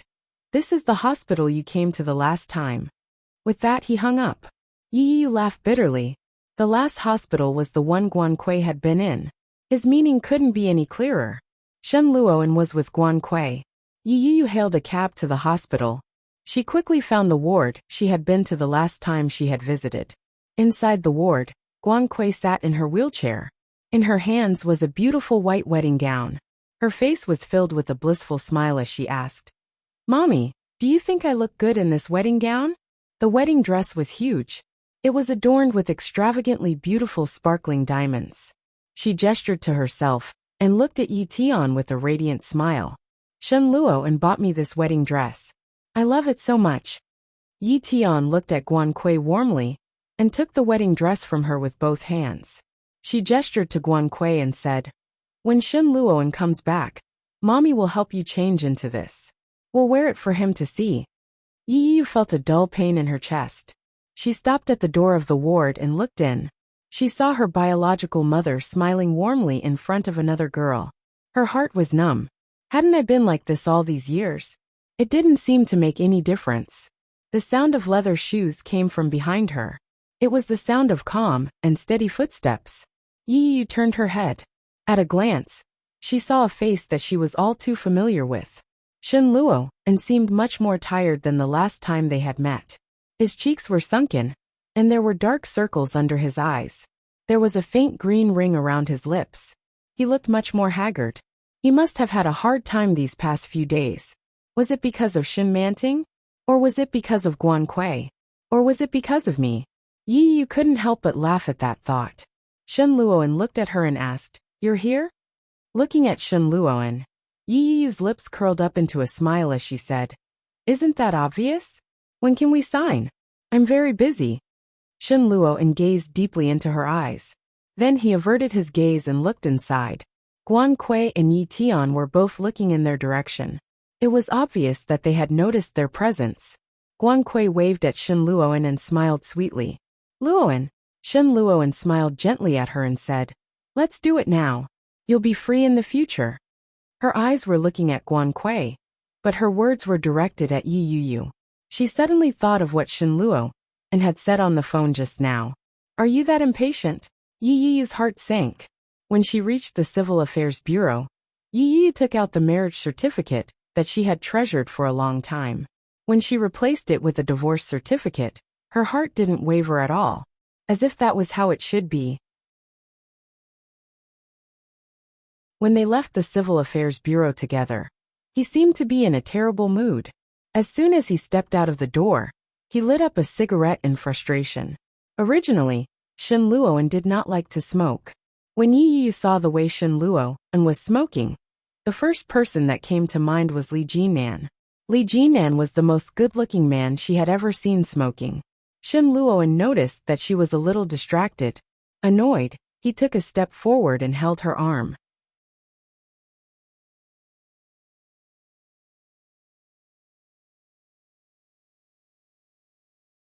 Chapter 1462.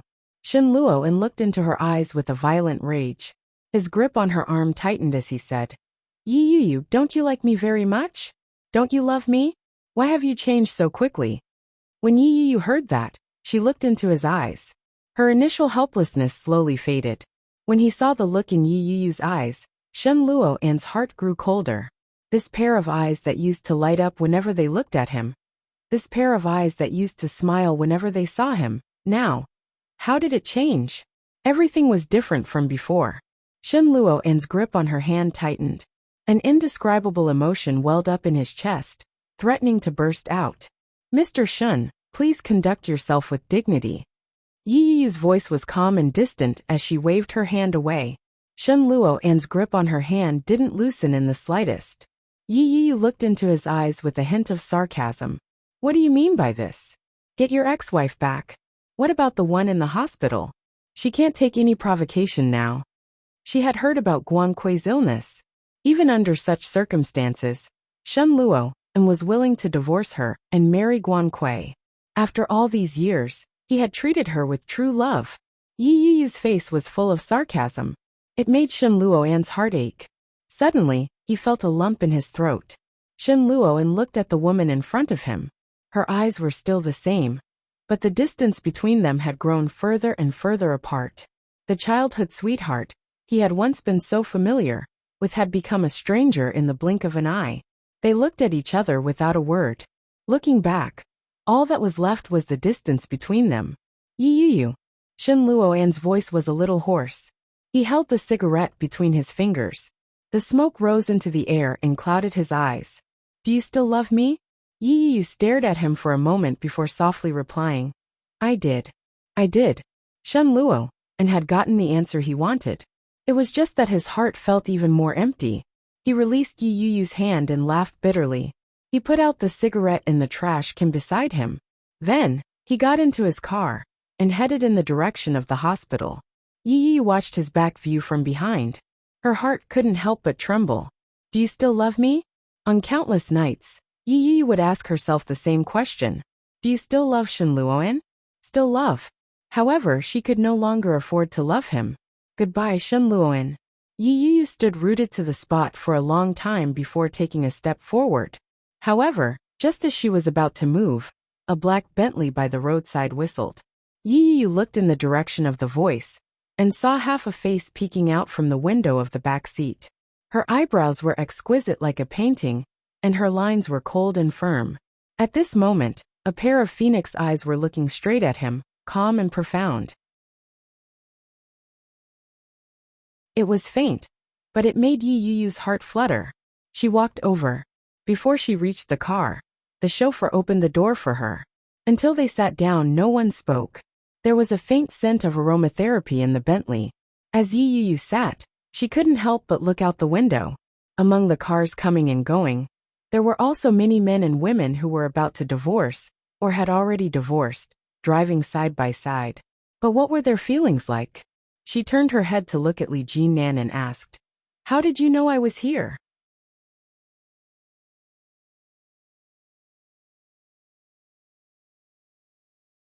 Chapter 1463. Li Jinnan remained nonchalant. He glanced at her and replied, I was just passing by. Yi Yu didn't believe him. She turned to look at him. Her face was pale. In his palm, there was a dark red book. The words divorce certificate were written on it. Li Jinnan's mood improved. Let's go eat.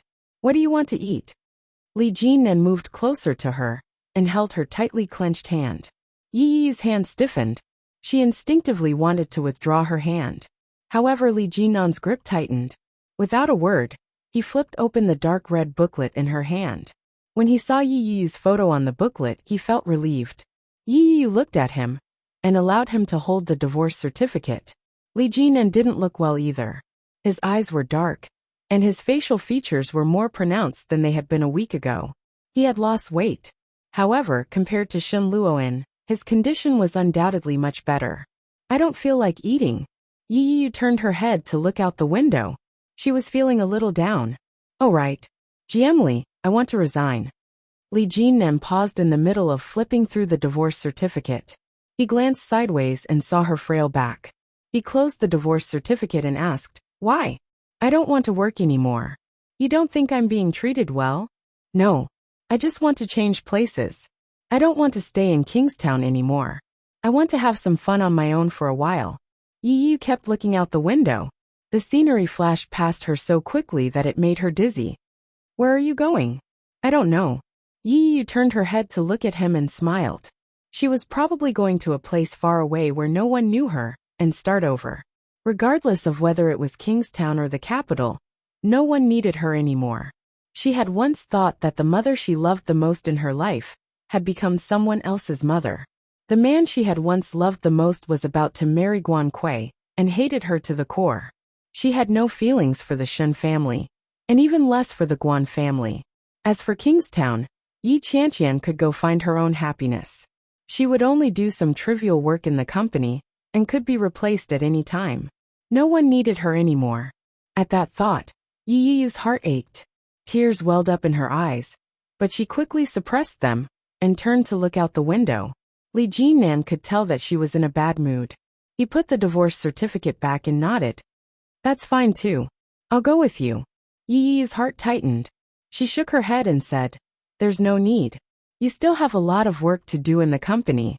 I can't hold you up." "It's okay, I have my brother." He had complete trust in Li Xiqing's ability. Yi was speechless. After a long time, she finally said, "I want to go alone. Just pretend that I don't exist. If you're happy, just pay attention to me. If you're not, just ignore me." Yi was speechless. How could she ignore such a big man? Li Jinan acted as if he hadn't noticed her resistance and asked, "Do you want to go to the country or overseas? There's a starlight town in New Zealand. I heard that it's very beautiful. During the day, it's filled with birds and fragrant flowers. At night, the sky is filled with stars, and there are fireflies flying in the air. It's like being in a fairyland."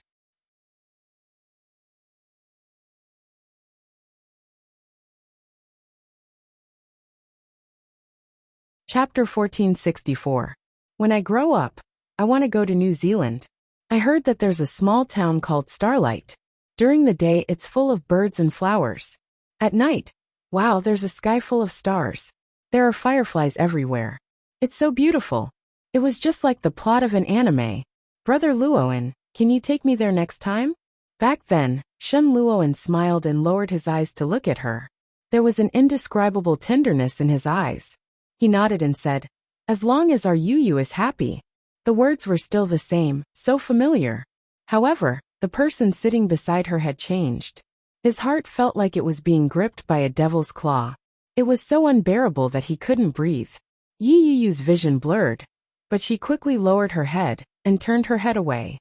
She didn't want him to see her pathetic state. Li Jinan didn't say anything else. He just sat there quietly. Soon, the driver sent them to a restaurant. He got out of the car first and opened the door for her. Yiyu hesitated for a moment before walking down. She casually ordered a few dishes. She didn't eat much before claiming that she was full. Li Jinan was not in a hurry. He ate slowly, wiped the corner of his mouth and said, "I'll send you back later." "Let's go back to Kingstown together," Yiyu suggested. Li Jinan hadn't expected Yiyu to say that. He was stunned for a moment before nodding his head. Okay. Everything seemed very harmonious and quiet. When they arrived at the airport, Li Jinan asked for Yiyu's identification. After they bought their plane tickets, they returned to Kingstown together. Li Jinan's chauffeur had been waiting outside the airport for a long time. After sending Yiyu upstairs, Li Jinan turned to leave. When Yiyu returned to her room and looked out the window, she realized that the car didn't leave immediately. It stayed for a while before slowly driving away. He looked at the time. Yi Qianqian must have been working overtime. It was already past the time to get off work, but she still hadn't returned. It was a big house with 2 bedrooms and a living room, but it was a little empty. For some reason, Yiyu felt a little lonely. Once this feeling surged up, it was hard to suppress. Her heart felt empty, and she subconsciously thought of Shun Luoan. Shun Luoan must be happy about the divorce, right? Guan Kui and Yi Tian were the same. Her vision was blurry, and her heart felt like it was being squeezed. She couldn't stop herself from crying. She took a deep breath and wiped her face. She stood up and began to pack her luggage. After resigning, he had to go out for a walk. For so many years, she had been accommodating and tolerating. She had long had enough.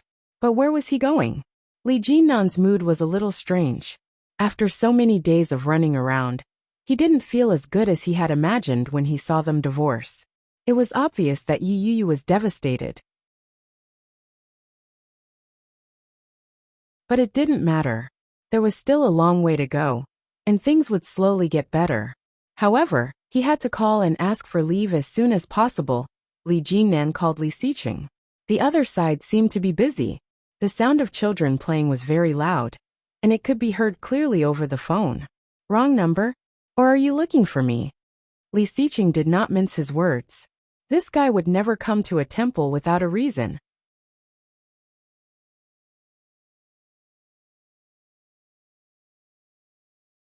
Chapter 1465.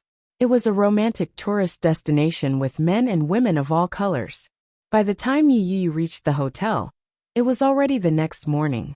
Because she had signed up for the Freedom Travel Hotel package, the room was a huge sea-view double room. Yu hung up her clothes on a hanger and put them in the closet. She changed into a new set of clothes and went to the beach.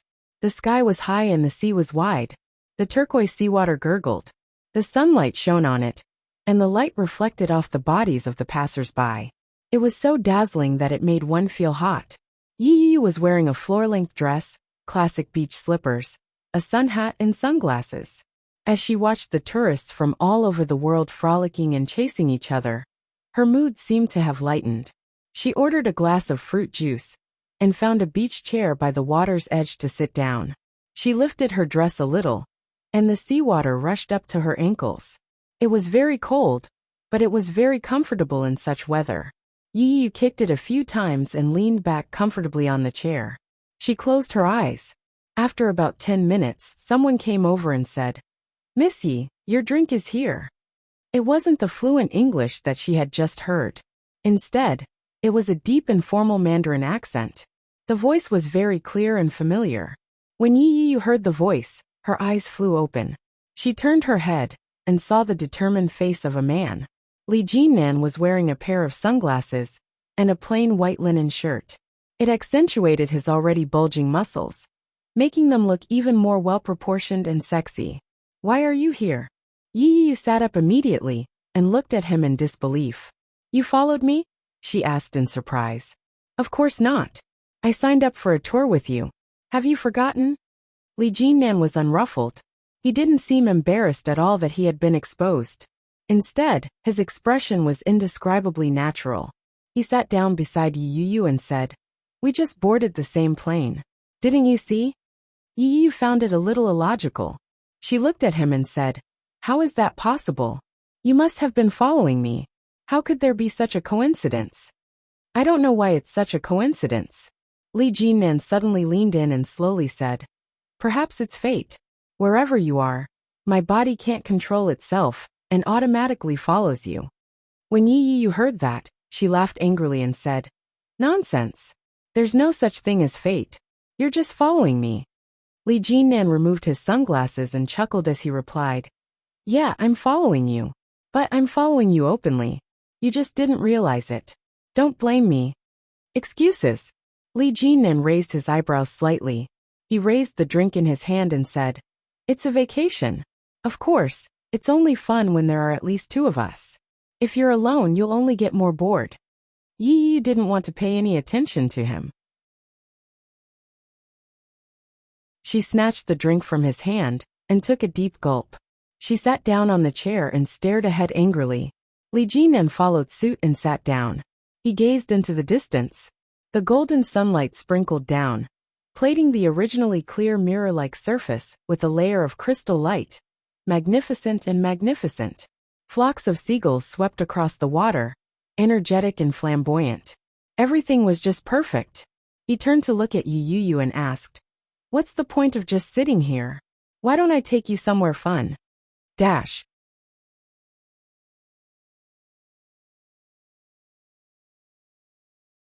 Chapter 1466. What? Let's go. Indeed, Li Jinan took Yi Yu to many places. The Hawaiian Islands were huge, and they had all kinds of classic attractions. It was magnificent. Yi Yu hadn't intended to go anywhere when she came there. She had only wanted to play in the water, bask in the sun, and be a quiet salted fish. But being led by Li Jinan all the way, she found it very refreshing and exciting. After leaving the volcano, Yi Yu's stomach was growling with hunger. Although she had bought snacks along the way to fill her stomach, it wasn't as reliable as a proper meal. Yi Yu rubbed her already rumbling stomach and said, "I'm hungry. Let's go back and eat." Li Jinan was hungry as well, but seeing how much fun Yi Yu was having, he didn't want to interrupt her. When he heard her say that, he led her to the route that they had planned out. There was a restaurant near the hotel that served Western cuisine. After Yi Yu ordered her food, she ate some appetizers. When the main course was served, she wasn't as hungry anymore. Yi Yu sipped her soup slowly and watched Li Jinan cut the steak. When Li Jinan was done cutting the steak, he picked it up and handed it to her. Yi Yu immediately picked it up and exchanged it with him. A whole steak in exchange for a cut steak. What a bargain. Yi Yu picked up the fork and started eating. She ate with relish and looked very satisfied. As she ate, she began to doze off. Li Jinan saw that and couldn't help but speed up his eating, but his posture remained elegant. In the end, when Li Jinan finished eating, Yi Yu was still eating slowly. Her eyelids were fighting to stay open. "Let's go back to the hotel," Li Jinan said. When Yi Yu heard that, she immediately shielded the plate in front of her and said, "I haven't finished eating yet." Li Jinan didn't know whether to laugh or cry. He said, "You're already so sleepy, and you still want to finish eating? Don't eat too much before bed. It's not good for your stomach." "I can still fight a little more," Yi Yu said. She picked up her fork and put 2 mouthfuls of food into her mouth. After that, she drank a mouthful of water. When she finished the food, she realized that her stomach was already bloated. Li Jinan laughed and said, "Let's go." Yi Yu put down her fork reluctantly and stood up. Perhaps it was because she was really exhausted that she couldn't even walk steadily. She stumbled and almost fell. At that critical moment, Li Jinan rushed forward to support her. Yi Yu's body fell into his arms. The man's scorching temperature was very warm. Yi Yu was beyond sleepy. She stood up straight and forced herself to walk forward. Li Jinan followed behind her silently. After paying the bill, he left with her. Just as Yi Yu was about to return to her room, she suddenly realized something very important. Yi Yu was shocked. "Oh no! What's wrong?" It was rare for Li Jinan to see her so nervous. "My handbag is missing. There are room cards, passports, and cell phones inside." It was only then that Li Jinan realized that Yi Yu had such a thing on her. The bag was about the size of a mobile phone, so it was really inconspicuous. Yi Yu began to panic. How did this happen? Am I not allowed to go back? My passport is in there too." "That won't happen," Li Jinan said. "Think about where you dropped it. We'll go back and look for it." Yi Yu was a little lost. "I don't know, dash."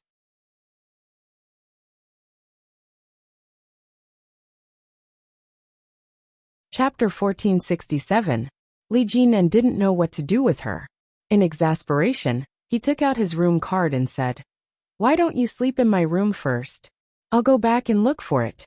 I have my passport with me." Yi Yu felt that it was inappropriate. She felt a little embarrassed and said, "I don't think that's a good idea." "It's fine. You must be exhausted today. Rest early. Leave the rest to me." Li Jinan stuffed the room card into Yi Yu's hand and turned around. Yi Yu held the room card in her hand and stared at his back. She was a little stunned. After a long time, she turned around and followed the location of the room card to look for it. Li Jinan looked around in the direction he had come from. From what he remembered, the bag should have been white. It was about the size of a cell phone and had a long strap. However, after looking all around, he didn't see the bag. Could it have fallen into the volcanic area? Li Jinan felt that something was wrong. After calling for help, he couldn't take it anymore. For the past few days, he had been busy running around the capital. He hadn't slept since the previous day. During that time, he was either going through documents on the plane or looking for someone to play with in Hawaii. His head hurt. Lee Jinan felt helpless. He had no choice but to return to the hotel and use his passport to get another room. However, the receptionist politely told him that one ID could only register for one room. Lee Jinan went out for another round.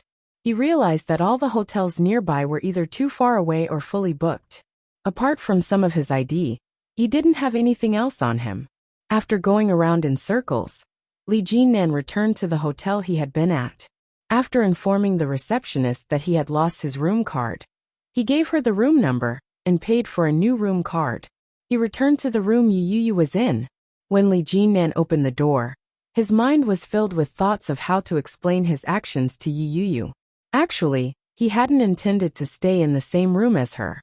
He had merely wanted her to have a good rest. However, when Lee Jinan opened the door, all his words were stuck in his chest. Yu was already sound asleep.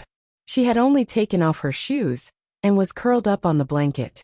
Her breathing was even. She looked very peaceful. Perhaps she was exhausted, but she didn't notice that he had entered. Lee Jinan's explanation died in his throat. Seeing her posture, he suddenly felt a strange feeling in his heart. This feeling was inexplicable. Even Lee Jinan himself couldn't tell what kind of emotion it was. But it began to swell violently in his heart. It had already greatly affected his emotions. Walking over quietly, Lee Jinan saw the way she looked, and the corners of his mouth slightly raised. He gently moved her a little, then flipped up the quilt and covered her body. Yu still hadn't woken up. Her breathing was getting heavier, and she was fast asleep. Lee Jinan quietly took off his shoes. He didn't dare to shower. He switched off the lights and lay down on the sofa with his eyes closed. That night, the atmosphere was very tranquil. Just like the climate in Hawaii, it was so comfortable that it made people fascinated. When Yu woke up, the sky was already bright. After sleeping in the same position for so long, his body felt a little sore.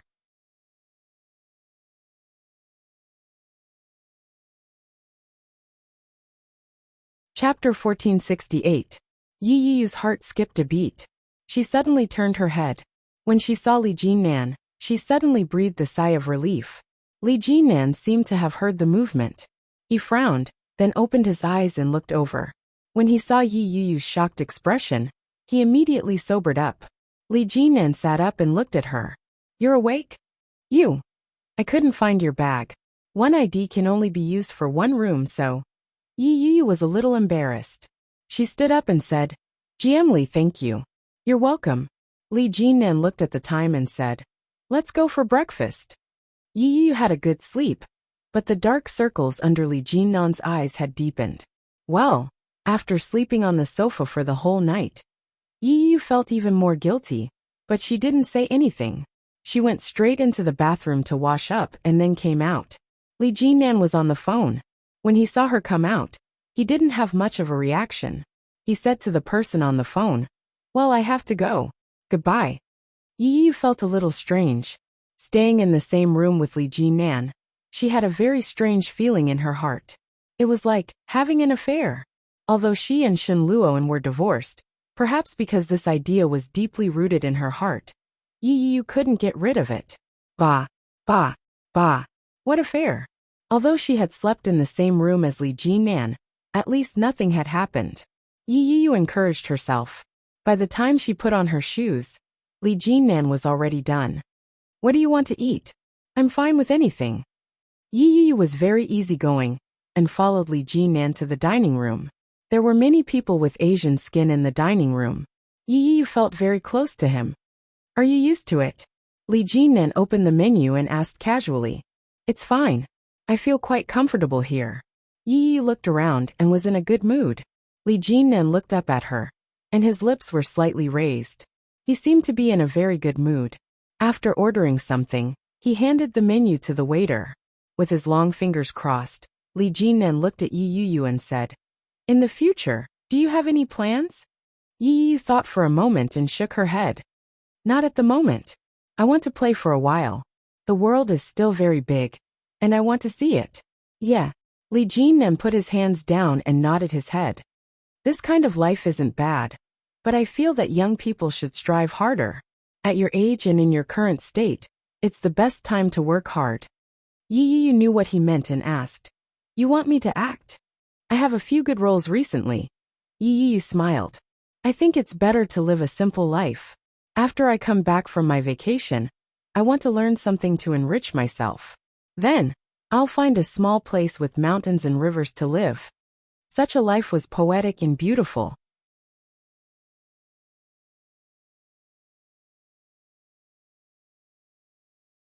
Chapter 1469. Yi Yu was stunned. She looked at Li Jinnan, as if she already knew what he meant. When Li Jinnan met her gaze, he immediately said, "It's too boring to live alone. Humans are social animals. If you're alone, you'll be bored to death. You can get a friend to stay with you." Yi Qianqian was speechless. "I'll get a dog and let it watch the sunrise and sunset with me." When Yi Yu said that, she couldn't maintain the expression on her face.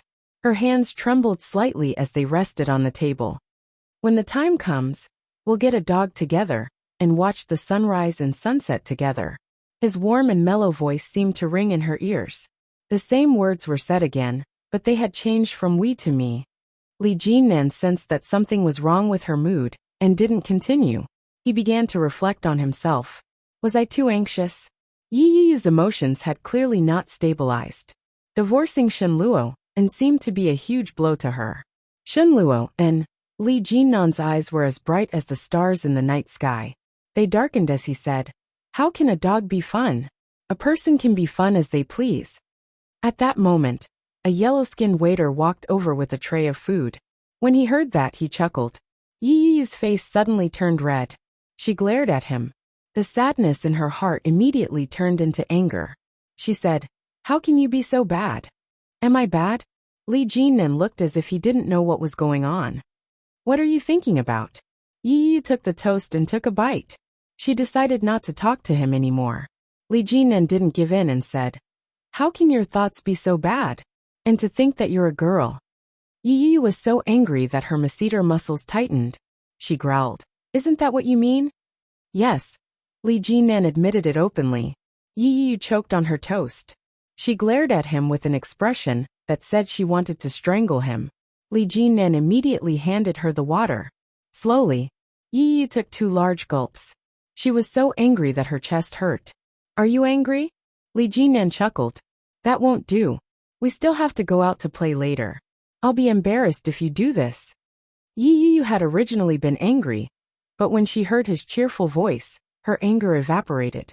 She glared at him and retorted, "Who wants to hang out with you? Hey, you're not even giving me a chance to redeem myself now."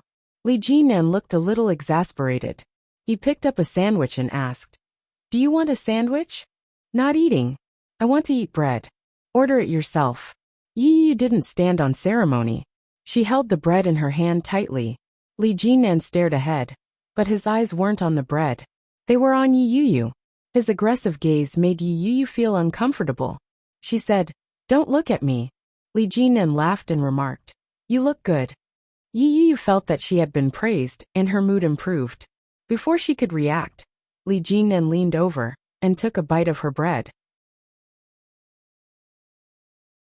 His warm and moist lips even grazed her palm.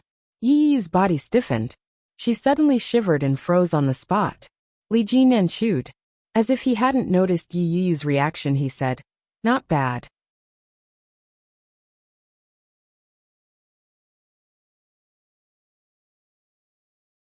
Chapter 1470. Yi Yu saw his deep gaze and blushed. She put the bread back on the plate and said, "You." Li Jinnan reached his hand out to take it and said, "Thank you." Just as he was about to say thank you, Yi Yu stopped him with a slap of her hand. Yi Yu was a little angry as she asked, "What are you doing? Didn't you give the bread to me to eat? It would be a waste not to have it." "No way. Let go of it." If she gave it to Li Jinnan now, wouldn't he end up eating the place where she had eaten? That's so disgusting. "No." When Li Jinnan heard that, he looked at her hand and said, "You're the one who's taking advantage of me." Yi Yu immediately retracted her hand. He picked up the toast and began to eat it in a leisurely manner. Yi Yi's face burned. She had never imagined that Li Jinnan, who looked so decent, would act like a hooligan. Furthermore, he was trying to steal her food. How despicable. Li Jinnan acted as if he hadn't seen it. He pushed the sandwich over and said, I don't like sandwiches. Yi had already eaten half of the toast. Her stomach was already half full. When she saw the sandwich in its entirety, she knew that she wouldn't be able to finish it. The other half of the toast had already been eaten by Li Jinnan. Other than the sausages and biscuits, she didn't have anything else to eat. She picked up the sandwich angrily. After 2 bites, Yi felt sick of it. The sandwiches at this place were really poorly made. It was no wonder that Li Jinnan refused to eat it. TSK. What a scheming man. After putting the sandwich down, Yi continued to eat the sausages. She picked up the knife and fork and cut the sausages into 8 pieces, just like Li Jinnan. She felt much better. After a few bites, she suddenly realized that the sandwich in front of her had disappeared. She looked up and saw Li Jinnan eating the sandwich that she had just eaten. Didn't you say that you didn't like it? Yi growled through gritted teeth. Li Jinnan didn't even look up as he replied, You're too wasteful. Who asked me to be with you? I can only eat the leftovers. Yi became even angrier and retorted, You were the one who stole my bread. Of course I can't finish so many sandwiches. But you can eat the grilled sausage, Li Jinnan said calmly and glanced at her. TSK, you obviously don't want to eat it. You don't want to eat it either. So I gave it to you. If you don't want it, then give it to me. Do you think I'm a good-for-nothing? No, I'm just being modest. Bah, you obviously don't want to eat it. Aren't I eating right now? Li Jinnan looked at her with a straight face and asked, How can you distort the truth? Yi was speechless. She finally understood that there was actually such a shameless person in this world. She couldn't even win an argument against such a fellow, and she was even called a thief by a thief. Yi laughed in exasperation and said, I didn't expect you to be so eloquent. Just so, Li Jinnan said humbly. He then continued, I'm just a little better than you. Yi viciously stabbed the fork into a piece of intestine. She picked it up and bit down hard. She deliberately didn't bite through it and tore it apart. Li Jinnan's throat tightened as he watched. His mouth felt dry.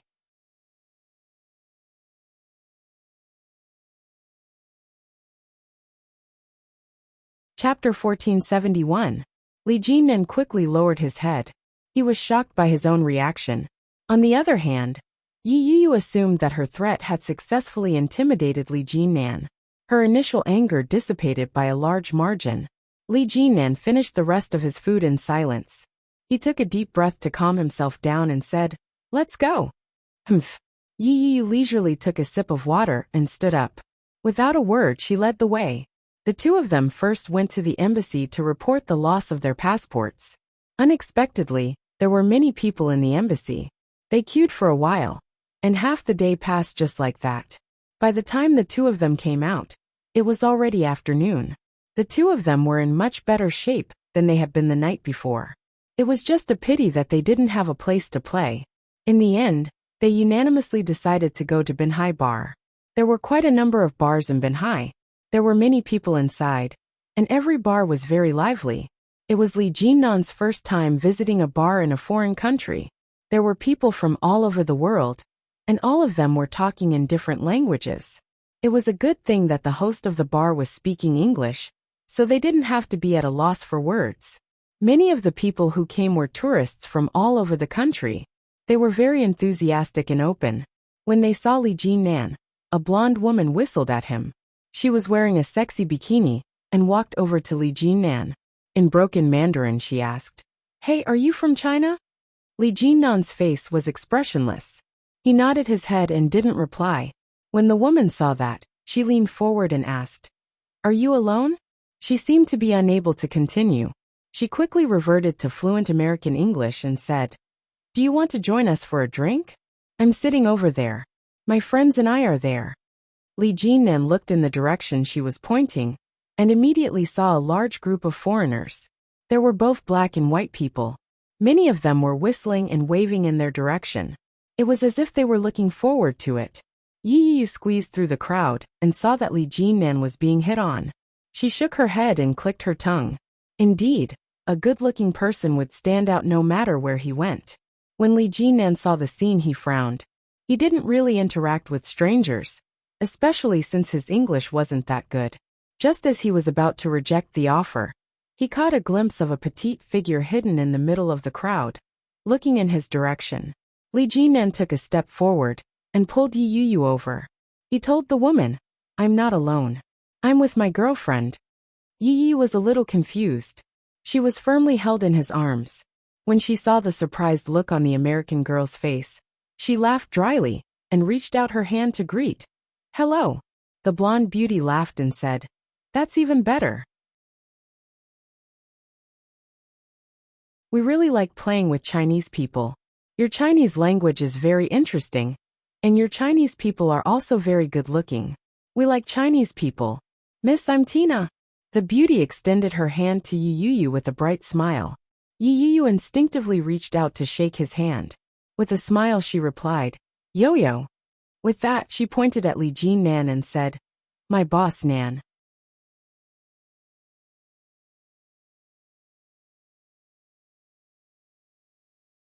Chapter 1472.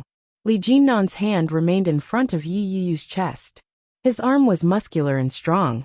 His black short-sleeved t-shirt accentuated his figure perfectly. The lines of his muscles made one's blood boil. When she heard Li Jinnan's sudden question, Yi Yu laughed and immediately denied it. No. It was obvious that the beauty was interested in Li Jinnan. There was no way she was going to stand in the way of Li Jinnan's romance. When the beauty saw that they each had their own version of events, she understood and said, "Okay, everyone is having fun. Come, let's have some fun together." With that she reached out and pulled Yi Yu over. As Yi Yu was being pulled away, she didn't forget to turn back and tug on Li Jinnan. Li Jinnan was pulled along, and naturally they walked over. A bunch of people were sitting together and reveling. In front of them were bottles of alcohol. The alcohol they were drinking wasn't beer or anything like that. Instead, it was bottles of liquor that looked like it had a high alcohol content. Whiskey XO. When Li Jinnan saw that, he felt that something was amiss. He pulled Yi Yu up and said, "Don't drink with strangers." When Yi Yu was pulled, she felt that it was inappropriate as well. However, the beauty pulled her over to sit with the group of girls. Li Jinnan frowned and said, "Tell them that we're leaving." Li Jinnan wasn't good at English. He could understand and speak a little, but he wasn't fluent.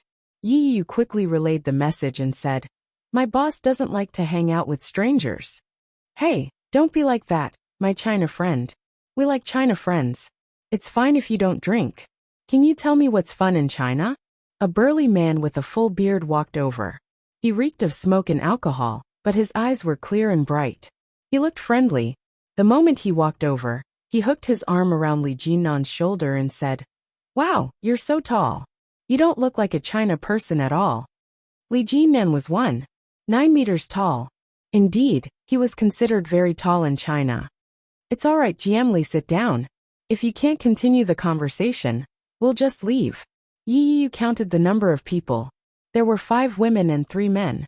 The women all had good figures, but they didn't have any obvious muscles. They were all dressed skimpily. It was obvious that they were there to have fun. As for the men, one of them had already put on some weight, and the other 2 looked younger. They were tender and looked like a boiled chicken. Li Jinnan would definitely be able to defeat them. More importantly, the American lady was very pretty. It was obvious that she was interested in Li Jinnan. Why not help him look for her? What if Li Jinnan ended up liking her? As Yi Yu thought about it, the image of Li Jinnan standing together with the girl appeared in her mind. Although he was from a foreign country, at least, he was better than a divorced woman, right? Yi Yu's heart ached a little, but at the same time, she felt an inexplicable sense of relief. He beckoned Li Jinnan over and said, "Jiemli, come over and have a seat." Li Jinnan could tell that Yi Yu was looking forward to it. He stood there for a moment before walking over and sitting down next to Yi Yu. Yi Yu said in English, We don't drink, but I can tell you.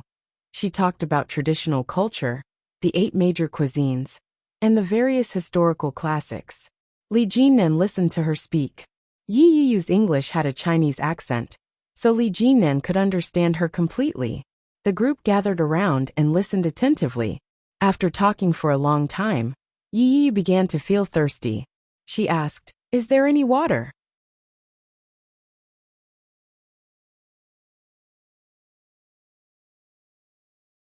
Chapter 1473. Yi Yu's mouth was very dry. When she heard that there was only alcohol, she didn't dare drink it. She said, "Forget it. Have a seat. I'll go get it." Li Jinnan stood up and quickly walked away. Yi Yu nodded her head and continued talking to them. A girl beside her brought over a bottle of drink and said, "Have some to quench your thirst. There's no water or drinks in this bar.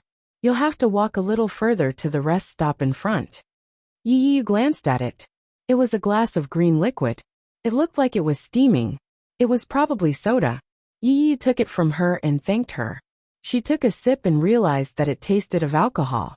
It was very faint, but it was definitely there. She asked, "Is this a cocktail?" "Yes. The alcohol content is very low. It's fine. You won't get drunk." The girls waved their hands as they spoke. They began to tell Yi Yu about the customs of Chicago. As Yi Yu listened, she felt even thirstier. She almost finished the cocktail. Her alcohol tolerance wasn't bad. 1 bottle of cocktail wasn't enough to get her drunk. Yi Yu didn't take it to heart at all. When Li Jinnan came in with a bottle of water, he saw the nearly empty bottle in front of her. His brows immediately furrowed together and he asked, "What did you drink?" "A little cocktail." Yi Yu noticed that Li Jinnan's expression wasn't too good. "It's fine. Everyone is just chatting and having fun. They don't have any ill intentions toward us. It's not as chaotic as you think." It wasn't that Li Jinnan was afraid of what they would do, but he was exasperated by Yi Yu's lack of vigilance. He said, "How dare you mess around when I'm not around? If they put something in there, it'll be no laughing matter." With that, he walked in and sat down beside Yi Yu. The group of Americans didn't understand what Li Jinnan had just said, but they could tell from his expression that he wasn't happy. They looked at each other and shrugged their shoulders innocently. Li Jinnan had bought quite a number of drinks, including various flavors of fruit juice and mineral water. He placed them on the table and said, "Have some water." The group of people had been thinking about how to lighten the mood. When they heard Li Jinnan's words, they didn't stand on ceremony. They each took a bottle and said, "It's boring to keep talking. Let's play something interesting." Yi Yu's interest was piqued. After chatting for a while, she found this group of people very interesting. She asked, "What do you want to play?" "Look, they are a couple from California, and they are sisters from Chicago. Everyone is the same. We don't know each other except for our names. So Nan, you don't have to be too wary of us. We are all here to have fun, so don't be too nervous." Tina waved her hand and said, "Yo-Yo is very cute, but her boyfriend is too strict. Yo-Yo will be unhappy." Those words were of course directed at Li Jinnan. Li Jinnan understood. He opened a bottle of mineral water and responded. Yi Yu quickly explained, "That's what he is, but he's not my boyfriend. He's my... What are we playing?" Li Jinnan interrupted her and asked,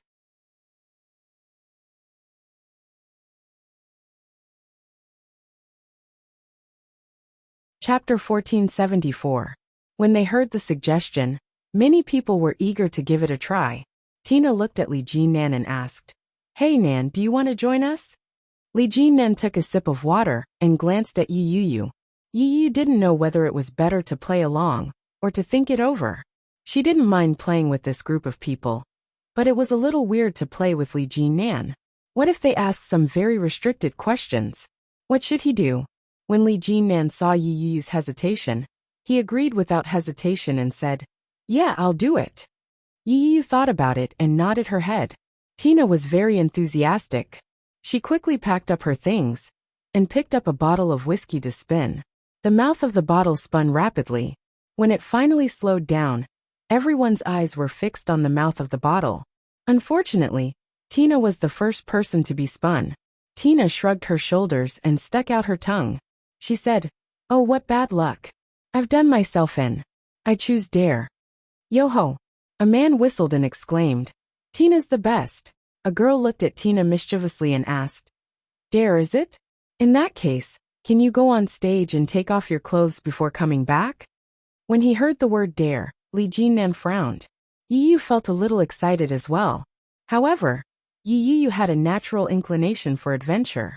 She could totally accept this kind of excitement. Tina didn't seem to mind and replied, "Oh, of course." With that, she walked up to the stage where everyone was singing and dancing. The stage was filled with the band and dance troops. When they saw Tina climb up, they were all a little surprised. Just as they were about to chase Tina away, she lifted her top and winked seductively at her friends. That direction. Perhaps it was a coincidence, but it happened to be Li Jinnan. All the men and women in the audience looked over and cheered. Tina lifted her top and quickly took it off, revealing her sexy figure. On her healthy wheat-colored skin, the curves of her curves were perfect. Her waistline was alluring, and her voluptuous breasts were supported by her bra. Her cleavage was snow-white and sexy.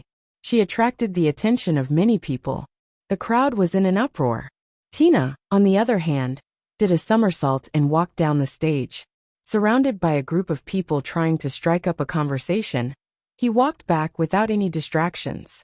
Yu admired her and looked at her figure enviously. She praised, "You have a great figure." Before Tina could say anything, Li Jinnan spoke up first and said, "Yours is better than hers." Li Jinnan said it in English, and everyone laughed. Tina also smiled and said, "I really want to see it. I'll definitely take yours off later." Yi's face reddened. She nudged Li Jinnan with her elbow and said, "Don't spout nonsense. It is indeed better than her. I don't like this kind of body." Li Jinnan looked straight ahead. His gaze quickly landed on Yu and said, "I like your meaty type. It's comfortable to the touch." Yi's face turned even redder. She reached out and pinched his arm. Seeing their actions, the crowd became a little dubious. Someone asked, "Yo-Yo, didn't you say that he's your boss?" Yi smiled awkwardly and nodded her head. Just as she was about to speak, he interrupted again and said, "He's my boyfriend." You're tuning in to the Li Mei's Wuxia Whispers YouTube channel. We're so grateful for your support, and don't forget to subscribe to join us on this incredible journey through captivating stories. Your generosity through donations truly makes a world of difference, as it's the primary source of revenue that allows me to expand and enhance this channel for you. Thank you from the bottom of my heart for being a part of this adventure.